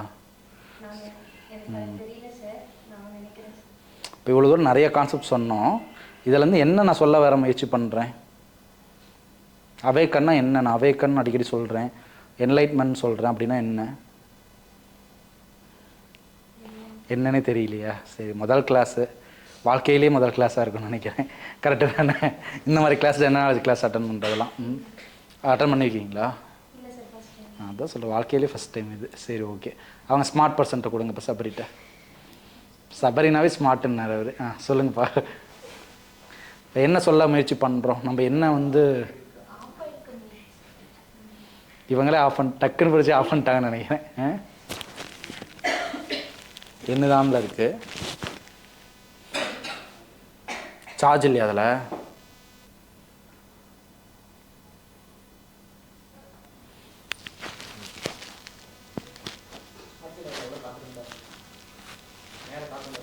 தேவையில்ல, அதெல்லாம் கட் பண்ணிடுங்கப்பா. சொல்லுங்கப்பா, என்ன புரிஞ்சுச்சு சார்? என்ன புரிஞ்சுச்சு சார், இப்போ ஒரு லாங்குவேஜ்னு சொன்னீங்களே, லாங்குவேஜ் சீக்வன்ஸு சொல்லி எப்படி சொல்கிறது, வேவ் மூலிமா அது இப்போ இங்கிலீஷ்க்கு யாரும் பேசுகிறோன்னா அவனுக்கு தனி லாங்குவேஜ் இருக்கும். அவன் சின்ன வயசுலேருந்து பேசி பேசி அவனுக்கு பழக்கமாயிடுச்சு. இப்போ தமிழ்காரன்னா தமிழ் சின்ன வயசுலேருந்து பேசி பேசி அவனுக்கு கொஞ்சம் பழக்கமாயிடுச்சு. அந்த வேவ் மூலியமாக என்ன சொல்ல வரீங்கன்னா, இப்போ அந்த பர்சனுக்கு இந்த லாங்குவேஜ் அண்டர்ஸ்டாண்ட் ஆகிடுது. இப்போ தமிழ்லேருந்து இப்போ தமிழ்நாட்டிலேருந்து ஒரு குழந்தை பிறந்து வெளிநாட்டில் இப்போ அங்கே போய் வாழ்ந்தானா அவன் முழுசாக இங்கிலீஷ்காரனாக ஆகிடுவான். ஏன்னா அது அங்கே பேசுகிற லாங்குவேஜும் அதுக்கு அடாப்ட் ஆகிடுவான் அப்படியே. அந்த மாதிரி நீங்கள் சொல்ல வரீங்க சார்? டோட்டல் இதெல்லாம் ஒரு பாயிண்ட் மட்டும் எடுத்து ஒரு புது கதையை நீங்கள் சரித்திரமே படைச்சிருவீங்கப்பா. இது அவங்ககிட்ட கொடுங்க, பிரியங்காட்ட. அவங்க முதல்லேருந்து எதுவும் பேசலை, பாயிண்ட் விட்டுங்கிறாங்க, பேச மாட்டேங்கிறாங்க. சொல்லுங்கம்மா. சார், ஒவ்வொரு உயிரினத்துக்கும் ஒவ்வொரு ப்ரோக்ராமிங் இருக்குது அப்படிங்கிற மாதிரி சொன்னீங்க சார். அதுக்கப்புறமேட்டு வந்து அவ்வளோதான் ஞாபகம் இருக்கா? முதல்ல ஸ்டார்ட் பண்ணும்போது நீங்கள் இருந்திருக்கீங்கம்மா. ஆமாம் சார். அதுக்கப்புறம் இங்கே இல்லையா நீங்கள்? பாதியில் தான் சார். வேறு எதுவும் எடுத்துகிட்டு போயிட்டீங்களா போனேன்? சரி, இவங்க கூட நந்தின்ட்ட கொடுங்க. அடுத்து நந்தாட்ட தான் வரும் கடைசியாக. நீங்கள் எவ்வளோ நேரம் 100% இருந்தீங்களாம்மா? இல்லை வேறு உலகத்துக்கு போனீங்களா நீங்களுமே? 100 இல்லை சார், 70 இருந்துருப்பீங்களா? இல்லை 60, 50? 17. சொல்லுங்கம்மா. சார், நம்ம பாடி வந்துட்டு நம்ம எனர்ஜி மூலமாக தான் செயல்படுது. அதுக்கப்புறம் ஃபஸ்ட்டு என்ன கேள்வி கேட்டால் ஞாபகம் இருக்கா உங்களுக்கு? இதோட கன்க்ளூஷன். கன்க்ளூஷன் பாட்டு என்னவா இருக்கும்? என்ன சொல்ல வரேன், முயற்சி பண்ணுறேன், இந்த கிளாஸ் இவ்வளோ குவாண்டம் சயின்ஸில் இவ்வளோ எக்ஸ்பிளைன் பண்ணுறோன்னா என்ன கன்க்ளூஷன் பாட்டு? நம்ம நல்லா மெடிடேஷன் பண்ணி ஃபோக்கஸ் பண்ணணும். நம்ம பிரெயினை வந்துட்டு கொஞ்சம் வேலை செய்ய வைக்கணும். அவ்வளோதாண்ணா. அவங்கள்ட்ட கொடுங்க, கோமதிட்ட கொடுங்கண்ணா. சார், இந்த கன்க்ளூட் எனக்கு தெரிஞ்சவரில் என்னென்னா சார், நம்மளுடைய ஹியூமன் பீயிங்ஸோடைய பிஹேவியரை வந்துட்டு நம்ம ஃப்ரீக்வன்சி மூலமாக அண்டர்ஸ்டாண்ட் பண்ணலாம். ஸோ அந்த ஃப்ரீக்வன்சி வந்துட்டு லைட்லலாம் இருக்கலாம், சவுண்ட் மூலியமாகவும் இருக்கலாம். பட் ஆனால் ஒருத்தருடைய வேவ் லென்த் நம்ம எடுக்கணும் அப்படின்னா அதுக்கு வந்து நம்ம ஃபஸ்ட்டு மெடிடேஷன் பண்ணணும். அந்த மெடிடேஷன்ஸ் வந்து நம்ம எப்படி கேதர் பண்ணுவோம் அப்படின்னு பார்த்தோம்னா பிரெயின் மூலியமாக தான் பண்ணுவோம். அந்த பிரெயினை வந்து நம்ம கண்ட்ரோல் பண்ணணும். அது எப்படி நீங்கள் பண்ணுறீங்க அப்படிங்கிறத நீங்கள் கொடுப்பீங்க அப்படின்னு நான் என்னுடைய திங்கிங் சார். ஓகேம்மா, நந்தாட்ட கொடுங்க பார்க்கலாம். நீங்கள் எத்தனை 1% எடுத்துருப்பீங்களா? இது 99% நீங்கள் இல்லையா சார்? ஆக்சுவலாக ஸ்கூல் படிக்கிறப்பிலேருந்தே தியரியாக இந்த மாதிரி கேட்டோம்னா மைண்டில் நிற்காது சார். ப்ராக்டிக்கலாக இல்லைனா ஏதாச்சும் பார்த்தோம்னா விசுவலாக பார்த்தோம்னா தான் சார் மைண்டில் நிற்கும். அதுக்கான ஃப்ரீக்வன்சி வைப்ரேஷன் நினச்சிலாம் கண்ணில் காட்ட முடியுமா? அதனால் மைண்டில் எதுவும் இல்லை சார். அதான்வா, இதுக்காக நான் இந்த சப்ஜெக்டை கண்ணில் காட்ட முடியுமா? வேறு ஏதாச்சும் ராக்கெட்டோட சயின்ஸ் சொல்கிறேன்னா ராக்கெட்டை டெமோ வாங்கி ஒரு ப்ராஜெக்ட் வாங்கி இந்த மாதிரி ராக்கெட் எப்படி போவோம், இந்த மாதிரி ஒரு இது அதுக்குள்ளே ஒரு எனர்ஜி இருக்குன்னு காட்டலாம். இதை வந்து எப்படி நம்ம காட்ட முடியும்? இதுவே வந்து அண்டர்ஸ்டாண்டிங் காம்ப்ளெக்ஸ் சப்ஜெக்ட் தான் இது. குவாண்டம் சயின்ஸு தியரிட்டிக்கல் லெவலில் தான் இருக்கும், அது ப்ராக்டிக்கலாலாம் காட்டுறது ரொம்ப கஷ்டம். அதனால் உங்களுக்கு கன்க்ளூடே தெரியல, அதுக்கு ஒரு ஆன்சர் வச்சுருக்கீங்க நீங்கள், அதுதானே இது? நல்ல ஆன்சர்ப்பா. ஓகே, இவங்க சந்தியாட்ட கொடுங்கப்பா. சார், மெமரி பவர் சார் அனிமல்ஸ்க்கு வேறு மாதிரியும் நமக்கு எப்படி வந்துட்டு இருக்குது அப்படின்ட்டு வித்தியாசம் இருக்காது மாதிரி சொன்னீங்க சார். ஓகேப்பா, அவங்ககிட்ட கொடுங்க, கேஸோட்ட கொடுங்க. இவரோட ஃப்ரீக்வன்சி லெவல் கொஞ்சம் டிஃப்ரெண்ட்டாக தான் இருக்கும், அதனால் அவரோட ஆன்சருமே கொஞ்சம் டிஃப்ரெண்ட்டாக தான் இருக்கும். என்ன சொல்கிறாருன்னு நம்மளும் கேட்கலாம். சொல்லுங்கள் சார். இது வரைக்குமே வந்து அறிவியல் ரீதியாக வந்து நிரூபிக்காத விஷயமெல்லாம் நிறையா இருந்திருக்கும். அதுதான் ஃப்யூச்சரில் வந்து அது எப்படி சாத்தியமாக்கலான்றத மாதிரி கொண்டு போவாங்க. அதுதான் கன்க்ளூஷன். சொன்னல, நான் அப்பயே சொன்னல ஸ்டார்ட் பண்ணும்போது இவ்வளோ வித்தியாசமான ஆன்சர் தான் அவர் வரும்னு நான் சொன்னல. ஓகே சரிப்பா, அதை வச்சுருக்கேன், மைக்கி வச்சுருக்கேன். இப்போ நம்ம வந்து கிளாஸில் பார்த்த மாதிரி இப்போ ஆன்சர் கேட்டோம். ஒவ்வொருத்தனால வந்துட்டு ஒவ்வொரு விஷயம் புரிஞ்சுருக்கீங்கல்ல, இதில் வந்து உங்களுக்கான ஆன்சர் வந்து தெரிஞ்சிருக்கும். ஹியூமனோட பிரெயின் வந்து எவால்வ் ஆகணும் அடுத்த லெவலுக்கு. மெடிடேட் பண்ணும்போது எவால்வ் ஆகும், பிரெயின் வந்து எவால்வ் ஆகிட்டே போகும். இப்போ ஏஐ வந்து எவால்வ் ஆகிக்குது. இப்போ நம்மளே பார்த்தோம் அப்படின்னா ஒரு நுண்ணறிவு திறன் தான். இயற்கையோட படைப்பில் எப்படி இருக்குன்னா, மற்ற மிருகங்கள் மாதிரி இல்லாமல் ஹியூமன் மட்டும்தான் சூப்பர் கான்சியஸ் லெவலில் இருக்கக்கூடிய ஒரு பிரெயின். அவனால் வந்து தன்னை வந்து எவால்வ் பண்ணிக்க முடியும், அடுத்தடுத்த லெவலுக்கு எவால்வ் பண்ணிகிட்டே போக முடியும். அப்போ எப்படி வந்து ஹியூமனோட பாடிக்கு எவால்யூவேஷன் எப்படி இருக்கோ, பரிணாம வளர்ச்சின்னு சொல்லி கண்டுபிடிச்சோன்னே ஒவ்வொரு விஷயத்துக்கும் பரிணாம வளர்ச்சி இருக்குது. ஹியூமன் பாடிக்கும் ஒரு பரிணாம வளர்ச்சி இருக்க மாதிரி ஆன்மாவுக்கும் பரிணாம வளர்ச்சி இருக்குது. அப்போ அடுத்த கான்சியஸ் லெவலுக்கு நம்ம மூவ் ஆகணும். சரிங்களா? நாம் ஒரு கான்சியஸ் லெவல் ஒரு ஃப்ரீக்வன்சியில் இருக்கோம். சரிங்களா? இப்போ என்னோடய ஃப்ரீக்வன்சி லெவலுக்கு நீங்கள் இன்னும் வரல, அதுதான் உண்மை. கரெக்டாக தானே? இப்போ நான் அவ்வளோ தூரம் எக்ஸ்பிளைன் பண்ணுறேன் அப்படின்னா என்னோடய ஃப்ரீக்வன்சியே கேதர் பண்ண முடியாத அளவு தான் உங்களுக்கு இருக்குது. நீங்கள் ஃபஸ்ட்டு என்னோட ஃப்ரீக்வன்சியில் அட்டைன் பண்ணி அதுக்கடுத்த லெவல் அட்டன் பண்ணி நீங்கள் சுப்ரீம் லெவலுக்கு மூவ் ஆகணும்னா ரொம்ப கஷ்டம். சரிங்களா? இப்போ வேதாத்ரி மகரிஷியோட கிளாஸ் வந்து நான் எடுக்க வச்சேன். சரிங்களா? அவரோட சப்ஜெக்ட் வந்துட்டு இருக்கிறதுலே வந்துட்டு சயின்ஸ்னாலேயே வந்துட்டு நிரூபிக்க முடியாத நிறைய விஷயங்கள், ஜீவகாந்த அலைகள் பற்றி, நிறையா வந்துட்டு எண்ண அலைகள் பற்றி நிறைய கிளாஸ் வந்து எடுத்து உங்களுக்கு கிளாஸே 1 வீக் கிளாஸ் வந்து எடுத்து கொடுத்தேன். அவரோட பேப்பர்ஸ்லாம் பார்த்தோன்னா இன்டர்நேஷ்னல் அளவுக்கு போயிட்டு அவ்வளோ வந்துட்டு ரிசர்ச் பண்ணி கொண்டு போனாங்க வேதாத்ரி மகரிஷியோட சப்ஜெக்ட்லாம். சரிங்களா? இப்போ அவரோட ஃப்ரீக்வன்சியில் எந்த மாதிரி இருக்குன்னு யோசிச்சு பாருங்கள். அதனால் நம்ம வந்துட்டு எவால்வ் ஆகணும் அடுத்த லெவலுக்கு. சரிங்களா? இது வந்து ஜீனிஸ் ஆகிறது, ப்ரில்லியன்ட் ஆகிறத பற்றி நான் சொல்லவே இல்லை. இது வந்து எவாலுவேஷனை பற்றி நான் சொல்லிட்டு இருக்கேன். சரிங்களா? அப்போ பிரெயின் லெவலில் எவால்வ் ஆகி அதை முழுமையாக தெரிஞ்சுக்கிட்டால் மட்டும்தான் பிரெயினோட ஆக்சஸ் பாயிண்ட் வச்சு தான் நம்ம புரிஞ்சிக்கவே முடியும். எல்லாமே வந்து நம்ம மனசை வச்சு தான் வச்சுக்கிறோம். சரிங்களா? மனோநிலை, மனம் வச்சு தான் அந்த எண்ணங்களால் தான் புரிஞ்சிக்க முயற்சி பண்ணுறோம். சரிங்களா? பட் ஆக்சுவலாக என்னென்னா எண்ணங்கள் அற்ற நிலையில் போய் தான் நம்ம புரிஞ்சிக்க முடியும்.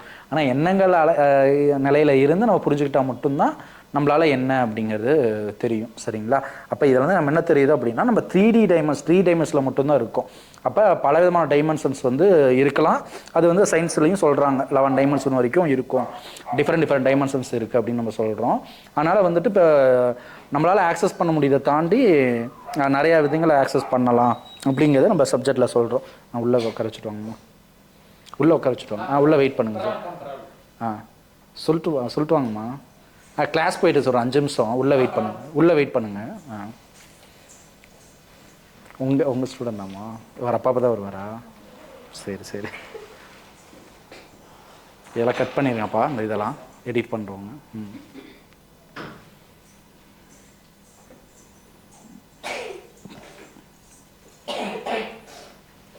இப்போ வந்துட்டு பர்பஸ் ஆஃப் லைஃப் பற்றி நம்ம நிறைய விஷயங்கள் பேசியிருக்கோம்.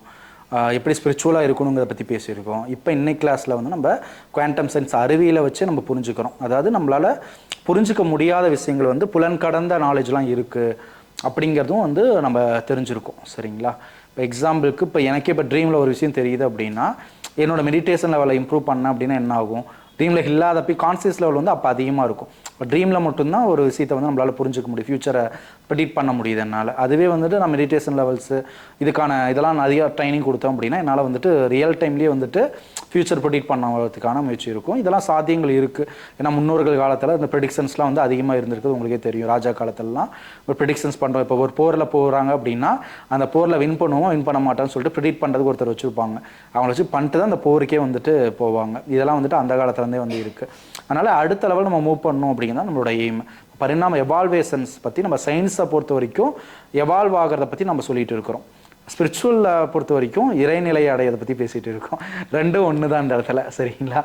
இறைநிலைன்னா என்னது? ஒரு சூப்பர் லெவல் பொசிஷன்ஸ்க்கு நம்ம போகிறோம். அந்த பொசிஷனில் இருக்கும்போது நம்மளால் எல்லா இடத்தையும் இப்போ ஒரு மலை மேலே நின்று நம்ம பார்க்குறோம் அப்படின்னா இப்போ நம்மளால் நிறையா இடத்த வந்துட்டு பார்க்க முடியும். இப்போ ஏற்காடே போகிறோம் அப்படின்னா அங்கே மேலேருந்து பார்க்கும்போது நிறைய இடத்துல நம்மளால் வியூ பண்ணி பார்க்க முடியுது.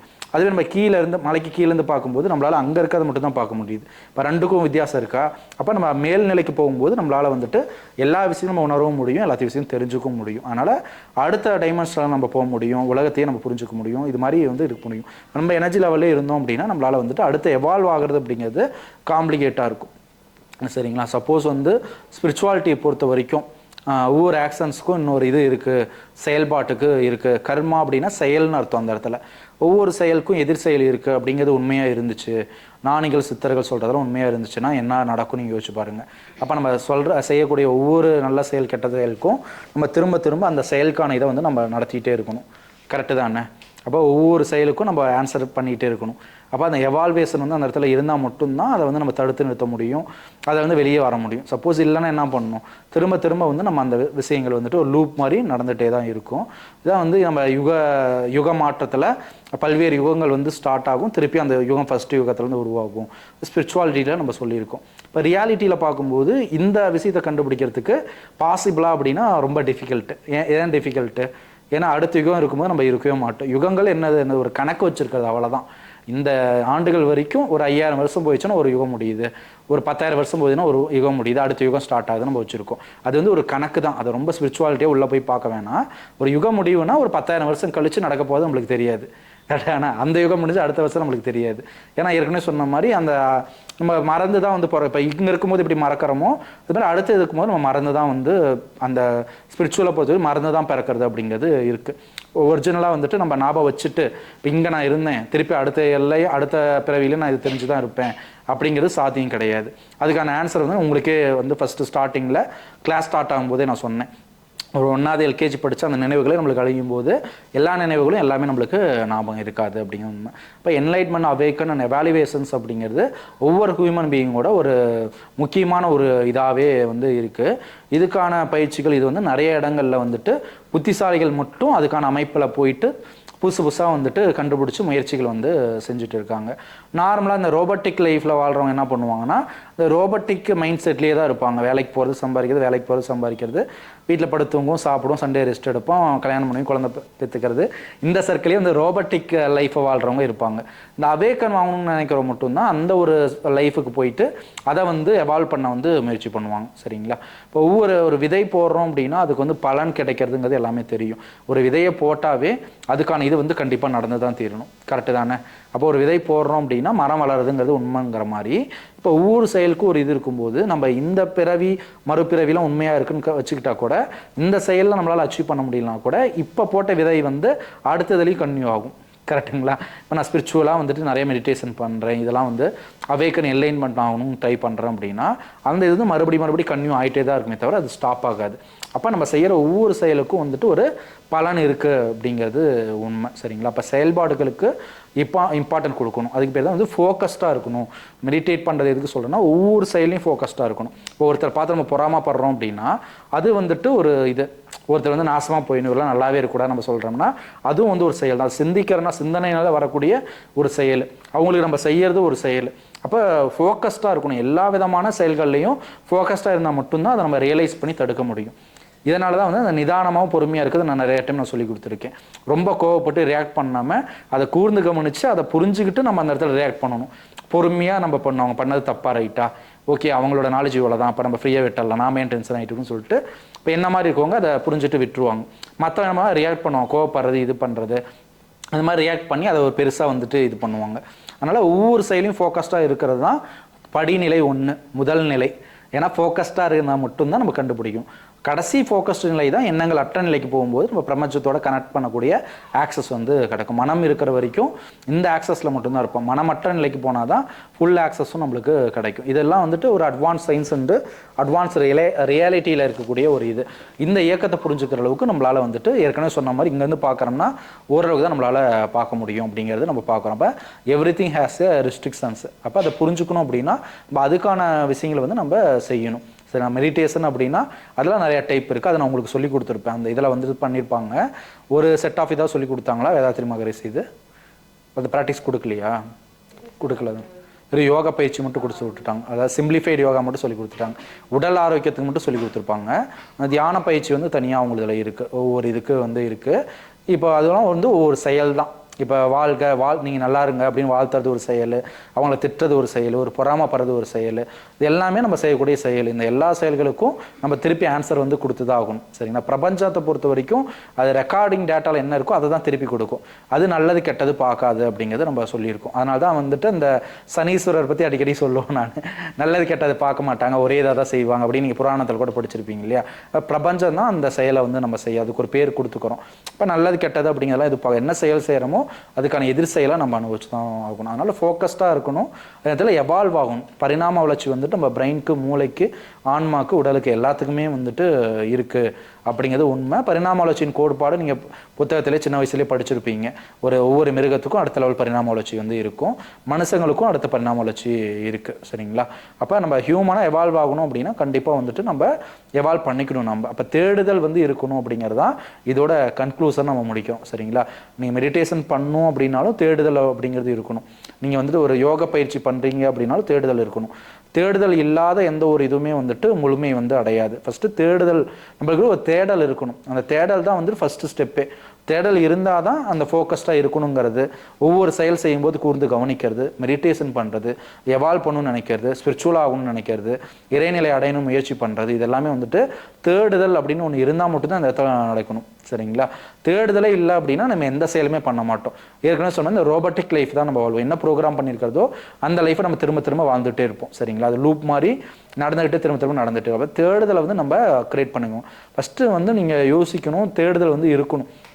என்ன ஆக போகிறோம், எதுக்காக நம்ம பறந்துருக்கோம், என்ன நடக்குது, நம்ம எந்த கிரகத்தில் இருக்கோம், நம்ம என்ன கேட்டுட்டு இருக்கோம் அப்படிங்கிற மாதிரி நம்ம வந்துட்டு நடக்கணும். சரிங்களா? இப்போ நம்ம லைஃப்லேயே நீங்கள் ஒரு சில பேர் ஒரு சில சர்டைன் ஸ்டேஜை ஃபீல் பண்ணியிருப்பீங்க. சடனாக பார்த்தோன்னா பிளாங்காக ஒரு ஃபீல் பண்ணியிருப்பீங்க. சில பேருக்குலாம் அந்த இதை அச்சீவ் பண்ணியிருப்பீங்க. நல்லாவே இருப்பீங்க, டக்குன்னு பார்த்தா உங்களோட இது வந்து பிரெயின் வந்து பிளாங்க் ஆயிரும், சுற்றி இருக்கிறது என்னன்னே தெரியாது. இந்த மாதிரி ஒரு ஸ்டேஜ் வந்து நிறைய பேர் அட்டென்ட் பண்ணி ஒரு சின்ன ஒரு செகண்டில் லைஃப்பில் ஏதாவது ஒரு இதில் அட்டன் பண்ணியிருப்பீங்க. அதெல்லாம் வந்துட்டு அந்த டக்குன்னு அந்த எண்ணங்கள் இதெல்லாம் வந்துட்டு டோட்டல் கான்சியஸே ஒரு செகண்டில் ஸ்டாப் ஆகும். அப்போ வந்து சடனாக என்ன நடக்குது, நம்ம எங்கே இருக்கிறோம் அப்படிங்கிற ஒரு இது ஃபீல் வந்து நடக்கும். கான்சியஸில் இருக்கிற வரைக்கும் தான் இந்த ஒரு ஃபீல் வந்து நம்ம இருக்கும். சரிங்களா? அதனால் தேடுதலை அதிகப்படுத்துங்க. கண்டிப்பாக உங்களுக்கான தேடலுக்கான கொஸ்டின் கிடைக்கும். ஏன்னா நானே வந்து எல்லாத்தையும் சொல்கிறதோ, இப்போ எனக்கு தேடுதலுக்கு எனக்கு ஒரு ஆன்சர் கிடச்சிருக்கும் ஸ்பிரிச்சுவல் லைஃப்பில், உங்களோட தேடலுக்கு ஒரு ஆன்சர் வந்து கிடச்சிருக்கும். அதனால் இயற்கையோட படைப்பை பொறுத்த வரைக்கும் எந்த செயலை செய்கிறதுக்கும் ரெஸ்ட்ரிக்ஷன் கிடையாது. இப்போ நீங்கள் வீட்டில் உட்காந்து 4 மணிக்கு வந்துட்டு மெடிடேட் பண்ண போகிறீங்கன்னா யாரும் அது தடுக்க போகிறது கிடையாது, யோகா பண்ணால் தடுக்க போகிறது கிடையாது. இப்போ ரெஸ்ட்ரிக்ஷன் இல்லை இதுக்கெல்லாம். இப்போ நம்ம முயற்சி பண்ணால் தான் அந்த தேடுதலுக்கான ஆன்சரே கிடைக்கும். இப்போ நாமளே நம்மளை ரெஸ்ட்ரிக்ட் பண்ணிக்கிறோம். இப்போ இங்கே கவனிக்க முடியும்னு நினச்சா கண்டிப்பாக முடியும். பட் நம்மளே தான் வந்துட்டு அதை ரெஸ்ட்ரிக்ட் பண்ணது காரணமே நம்ம ப்ரோக்ராமிங் செட் தான். இப்போ ப்ரோக்ராமிங்கே நாங்கள் கற்றுக்குறோம். மைண்ட் ப்ரோக்ராமிங்க்கு தனியாக ட்ரைனிங் இருக்குது. இப்போ காலையில் 4:30 எந்திரிக்கணும் அப்படின்னா அதுக்கான ப்ரோக்ராமிங் எப்படி மைண்டை வந்து ப்ரோக்ராம் பண்ணி செட் பண்ணணுன்னே வந்து ட்ரைனிங் இருக்குது. இப்படி செட் பண்ணிட்டோம்னா கரெக்டாக அலாரம் வைக்காமே 4:30 நாங்களாம் எந்திரிச்சிருவோம், 5:30 எந்திரிச்சிருவோம். அது மைண்ட் செட் ப்ரோக்ராமிங் இருக்குது. அது மாதிரி இங்கே ஏன் நீங்கள் கவனிக்கல, இங்கே ஏன் தூங்குறீங்க, கொஞ்சம் தான் கவனிங்கன்னா இது கூட ஒன் கைண்ட் ஆஃப் மைண்ட் செட்டோட இது தான் சப்கான்சியஸ்குள்ளே பண்ணக்கூடிய ப்ரோக்ராம். இப்போ மனந்தா சொன்ன மாதிரி சின்ன வயசுலேருந்தே இப்படி தான் சொன்னது, அவர் தெரியாமல் அவர் ப்ரோக்ராம் பண்ணிக்கிட்டார். இந்த மாதிரி கவனிச்சா நம்மளுக்கு வந்து ஒரு காம்ப்ளெக்ஸான இதுனா நம்ம டக்குன்னு கவனிக்காமல் எங்கேயாவது சிந்திச்சு போயிடுவோம் அப்படிங்கிற மாதிரி அப்படியே ப்ராக்டிஸ் பண்ணியிருப்பார். அப்போ அதை மாற்றணும் என்ன பண்ணணும், மறுபடியும் வேறு ப்ரோக்ராமிங்கை பண்ணணும். காம்ப்ளெக்ஸான இதை தான் நான் கவனிப்பேன் பார்ப்பேன் அப்படிங்கிறத நம்ம பண்ணணும். சரிங்களா? இப்போ இது எல்லாமே எப்போ கிடைக்கும் நம்மளுக்கு இதுக்கான ஆன்சர்? இப்போலாம் நான் சொல்கிறேன் இல்லையா, இதெல்லாமே தேடுதல் இருக்கிறனால தான் வந்து கிடைக்குது. தேடுறதுனால தான் எனக்கு தெரியுது. தேடுதல் இருக்கிறனால தான் ஃபோக்கஸ்டுங்கிறதே எனக்கு புரியுது. இப்போ நம்ம ஏன் ஃபோக்கஸ்டாக இல்லை, நம்ம ஏன் இப்படி இருக்கிறோம், நம்ம ஏன் கோவப்படுறோம், நாம ஏன் அவர் அடிக்கிறோம், ஏன் அவர் நல்லா இருக்கும்போது நம்மளுக்கு ஏன் பொறாமை கிரியேட் ஆகுது அப்படிங்கிறதெல்லாம் தேடணும். சரிங்களா? ஏன்னா இப்போ நானே வந்துட்டு இவ்வளோ சுப்ரீம் லெவலில் ஒரு கான்சியஸ் லெவலில் இருந்தாலும் கூட எனக்கே நார்மலாக தோணும். சில பேர்த்த பார்க்கும்போது நாம் ஏன் இப்படி ஃபீல் பண்ணுறோம், சாதாரண ஹியூமன்ஸ்குள்ளே வரக்கூடிய எமோஷன்ஸ் கிரியேட் ஆகும்போது நான் ஃபோக்கஸ்டாக இருக்கும்போது நான் சிந்திச்சு பார்ப்பேன், எதுக்கு நம்மளுக்கு இந்த மாதிரி வருது, ஏன் இந்த யோசனைகள் வருதுன்னு சொல்லிட்டு அதை கண்ட்ரோல் பண்ண முயற்சி பண்ணி டக்குன்னு அதை சரிப்படுத்திடுவேன். இப்போ நீங்கள் நார்மலாக இருக்கும்போது இந்த எமோஷன்ஸை செயல்களாக உருவாக்குறீங்க. இப்போ ஒரு பிடிக்காத ஒருத்தனா அவர் போய் திட்டுறது, உன்னை பார்த்தாவே எனக்கு பிடிக்கல, ஏன் அப்படி டார்ச்சர் பண்ணிட்டே இருக்கிற, உன்கிட்ட பேசவே எனக்கு பிடிக்கலன்னு சொல்லிட்டு நம்ம சொல்லுவோம். என்ன மாதிரி ஆட்கள் அந்த தேடுதல் இருக்கும்போது ஃபோக்கஸ்டாக இருக்கும்போது அதை கண்ட்ரோல் பண்ணி தடுக்க முயற்சி பண்ணுவோம். ஏன் அவரை திட்டணும், அவரோட நேச்சரே இப்படி தான் அப்படின்னு சொல்லிட்டு நான் நினைப்பேன்.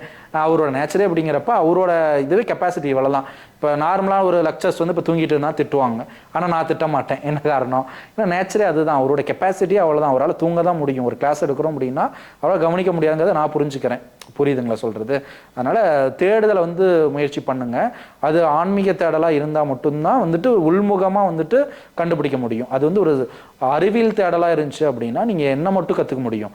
இப்போ 2025 வரைக்கும் என்ன கண்டுபிடிப்பு இருக்கோ, அப்புறம் அடுத்த அப்கமிங்கில் என்ன கண்டுபிடிக்க போகிறாங்களோ அந்த விஷயத்தை மட்டும்தான் தெரிஞ்சுக்க முடியும். ஆல்ரெடி வந்து தெரிஞ்சுக்கிறது. ஆனால் டேட்டா கம்யூனிகேஷன்ஸ் அப்படிங்கிறது நம்ம வந்துட்டு ரொம்ப அட்வான்ஸான ஒரு இது. இப்போ கிறிஸ்டியானிட்டி முஸ்லீம்லாம் என்ன பண்ணுறாங்க ப்ரேயரில் அப்படிங்கிறது உங்களுக்கு தெரியும். அதெல்லாமே ஃப்ரீக்வன்சி அண்ட் டேட்டா கம்யூனிகேஷன்ஸோட ஒன் கைண்ட் ஆஃப் இது தான். ப்ரேயர்ஸு பிரார்த்தனைகளை என்ன பண்ணுறாங்க அதெல்லாம் வந்து ஒரு டேட்டா ஷேரிங் தான்.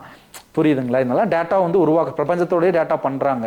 ஒரு 1000 பேர் சேர்ந்து 2000 பேர் சேர்ந்து ப்ரேயர் பண்ணுறாங்க, உலகமே நல்லா இருக்கணும், டெரரிசம் பண்ணக்கூடாதுன்னு சொல்லிட்டு இப்போ வந்து ஒரு டேட்டா உருவாக்குறாங்க அவங்க. புரியுது? அந்த டேட்டாக்கான ஆன்சர் வந்துட்டு செயல் நடக்கும் அந்த இடத்துல. அந்த டேட்டா அவங்க பண்ணிட்டாங்க, அதுக்கான செயலுக்கான ஒரு பலன் இருக்குல்ல. ஒருத்தர் பண்ணும்போது ஒரு தீக்குச்சி எரியும் போது இன்னொரு தீக்குச்சி போது இன்னும் கொஞ்சம் நெருப்பு அதிகமாக இருக்க மாதிரி ஒரு எண்ணலைகள் ஸ்ட்ராங்காக இருக்கும்போது 1000 பேர் சேர்ந்து அந்த ப்ரேயர் பண்ணும்போது அந்த விஷயம் வந்து நடக்கும். சரிங்களா? இப்போ ரஜினிகாந்த் வந்து டயாலிசிஸில் இருக்கும்போது எத்தனை பேர் சாமிலாம் கும்பிட்டு இது பண்ணும்போது அவர் பழச்சிக்கிட்டாரு, பார்த்துருக்கீங்களா? ஒரு இது நடந்துச்சு இல்லை ரீசெண்டாக ஒரு 5-7 வருஷம் முன்னாடி நடந்துச்சுன்னு நினைக்கிறேன். அந்த மாதிரி வந்துட்டு இந்த ப்ரேயர்ஸு, பிரார்த்தனைகள், கிறிஸ்டியானிட்டி முஸ்லீமில் பண்ணக்கூடியது, இந்து மதத்தில் பண்ணுறதுலாம் ஒரு கைண்ட் ஆஃப் டேட்டா ஷேரிங் மாதிரி தான். சரிங்களா? சுப்ரீம் பீயிங்கோட நம்ம கம்யூனிகேட் பண்ண ட்ரை பண்ணுறோம், ஆனால் கம்யூனிகேட்லாம் பண்ணல. பிரார்த்தனை பண்ணும்போது என்ன பண்ணுறோம்? நல்லா இருக்கணும் இப்படி வேண்டிக்கிறோம். இப்போ நம்ம யாரை நோக்கி வேண்டிக்கிறோம்? சுப்ரீம் லெவல் இருக்கக்கூடிய ஒரு கான்சியஸ் லெவலு, ஒரு அல்டிமேட் பவராக இருக்கக்கூடிய வச்சு தான் நம்ம ப்ரேயர்ஸே பண்ணுறோம். நம்ம கிரியேட்டரை நினச்சி நம்ம ப்ரேயர் பண்ணுறோம். எந்த ஒரு சோர்ஸ்லேருந்து உருவாகணுமோ அந்த சோர்ஸ்கிட்டே கேட்டு நம்ம நிகழ்வுகளை மாற்ற சொல்லி நம்ம முயற்சி பண்ணுறோம். அதெல்லாம் one kind of data communication sharing தான். ஓகேங்களா? இதெல்லாம் புரிஞ்சுக்கோங்க.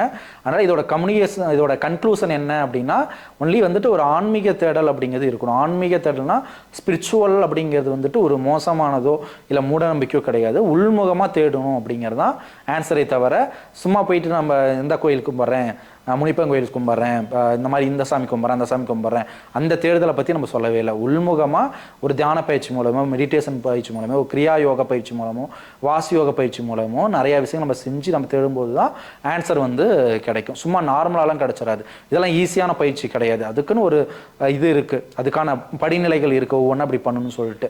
சரிங்களா? இதெல்லாம் பண்ணும்போது தான் அந்த ஆன்சர் அப்படிங்கிறது நம்மளுக்கு கிடைக்குமே தவிர முழுமையாக வந்துட்டு கிடைக்காது. இந்த தேடுதல் இருக்கும்போது அந்த சன்னியாசியாக திருவண்ணாமலையில் நீங்கள் பார்க்கறதெல்லாம் இந்த தேடுதலுக்கு தான். ஒரிஜினலாக தேடுறவங்க இருப்பாங்க, குடும்ப சூழ்நிலைக்காக போகிறவங்க இருப்பாங்க. இந்த தேடுதலோட வெளிப்பாடு தான் அதுவெல்லாம் இருக்கே தவிர உலக வாழ்க்கையை வெறுத்துறாங்க. இந்த ப்ரோக்ராமேட்டிக் லைஃப் அவங்களுக்கு பிடிக்கல, என்ன கல்யாணம் பண்ணிட்டு எதுக்கு வாழணும், எதுக்கு இப்படி இருக்குன்னு சொல்லும்போது அதோட வெளிப்பாடு தான் இது. பட் நம்ம நிலையிலேருந்து பார்க்கும்போது அது முட்டாள்தனமாக தெரியும், அவங்க நிலையில் இருக்கும்போது நம்மளை பார்க்கும்போது முட்டாள்தனமாக தெரியும். புரியுதுங்களா? சரி, நாம் அவங்கள பார்க்கும்போது என்னடா இது குடும்பத்தெல்லாம் விட்டு லூஸ் தானமாக அங்கே போயிட்டு இருக்கிறாங்க, இதெல்லாம் தேவையில்லாது அப்படின்னு நம்மளுக்கு தோணும். அவங்க நம்மகிட்ட இருந்து பார்க்கும்போது இவங்க ப்ரோக்ராமேட்டிக் லைஃபை வாழ்ந்துட்டு இருக்காங்க, குடும்ப கூட்டின்னு சொல்லிட்டு மறுபடியும் இப்போ ரீசைக்ளிங் லைஃபை வாழ்ந்துட்டு இருக்க போகிறாங்க. நம்ம அதில் வந்து வெளியே வரணும்னு சொல்லிட்டு அவங்க முயற்சி பண்ணுறாங்க. இவ்வளோ தான் வந்து வித்தியாசம். நம்ம அந்த மாதிரிலாம் யாரையும் போக சொல்ல, உள்முகமாக தேடுங்க, பயிற்சி பண்ணுங்கள், உங்களுக்கான ஆன்சர் வந்து தானாக கிடைக்கும். தேடுதல் இல்லை அப்படின்னா நீங்கள் எந்த புக்கும் படிக்கவும் மாட்டீங்க, பயிற்சியும் பண்ண மாட்டீங்க, எதுவும் பண்ணவும் மாட்டீங்க. ஓகேங்களா? அடுத்து வந்து முக்கியமான ஒரு அனௌன்ஸ்மெண்ட் வந்து நம்ம வந்து ஒரு காமெடி டாலியும் டிஸ்கஸ் பண்ணி என்ஜிஓ மாதிரி ஸ்டார்ட் பண்ணது ரொம்ப நாளாக 15 வருஷத்துக்கு முன்னாடி பிளான் பண்ணது. அதாவது சமுதாயத்துக்கு நம்ம ஏதாவது நல்லது செய்யணும் அப்படிங்கிறதுக்காக ஒரு சில ஆக்டிவிட்டி ஸ்டார்ட் பண்ணணும். நம்ம ஆல்ரெடி பண்ணிட்டு இருக்கோம், அதை வந்து ஒரு ரெஜிஸ்டர்டாக ஒரு ஆக்டிவிட்டியாக இதுவாக வந்து லீகலாக வந்து பண்ண போகிறோம். சரிங்களா? அப்படி பண்ணும்போது நம்மளுக்கு ஒரு ரெப்புடேஷன்ஸ் கிடைக்கும், ஒரு ஐடென்டிட்டி கிடைக்கும், ஒரு ஃபண்டு கிடைக்குன்னா அதை இன்னும் கொஞ்சம் நம்ம நல்லா செய்யலாம். லீகலாக இல்லாமல் இருக்கும்போது நம்ம எல்லாமே நம்ம கம்பெனி பேரில் வந்து பண்ணும்போது தான் ப்ராப்ளம் வந்து அந்த இடத்துல கிரியேட் ஆகுது. ஏன்னா எனக்கு வந்து 2 lakh 5 lakh 10 lakh அந்த மாதிரி 50,000 1 lakhன்னு சொல்லிட்டு அமௌண்ட் கலெக்ட் ஆகும்.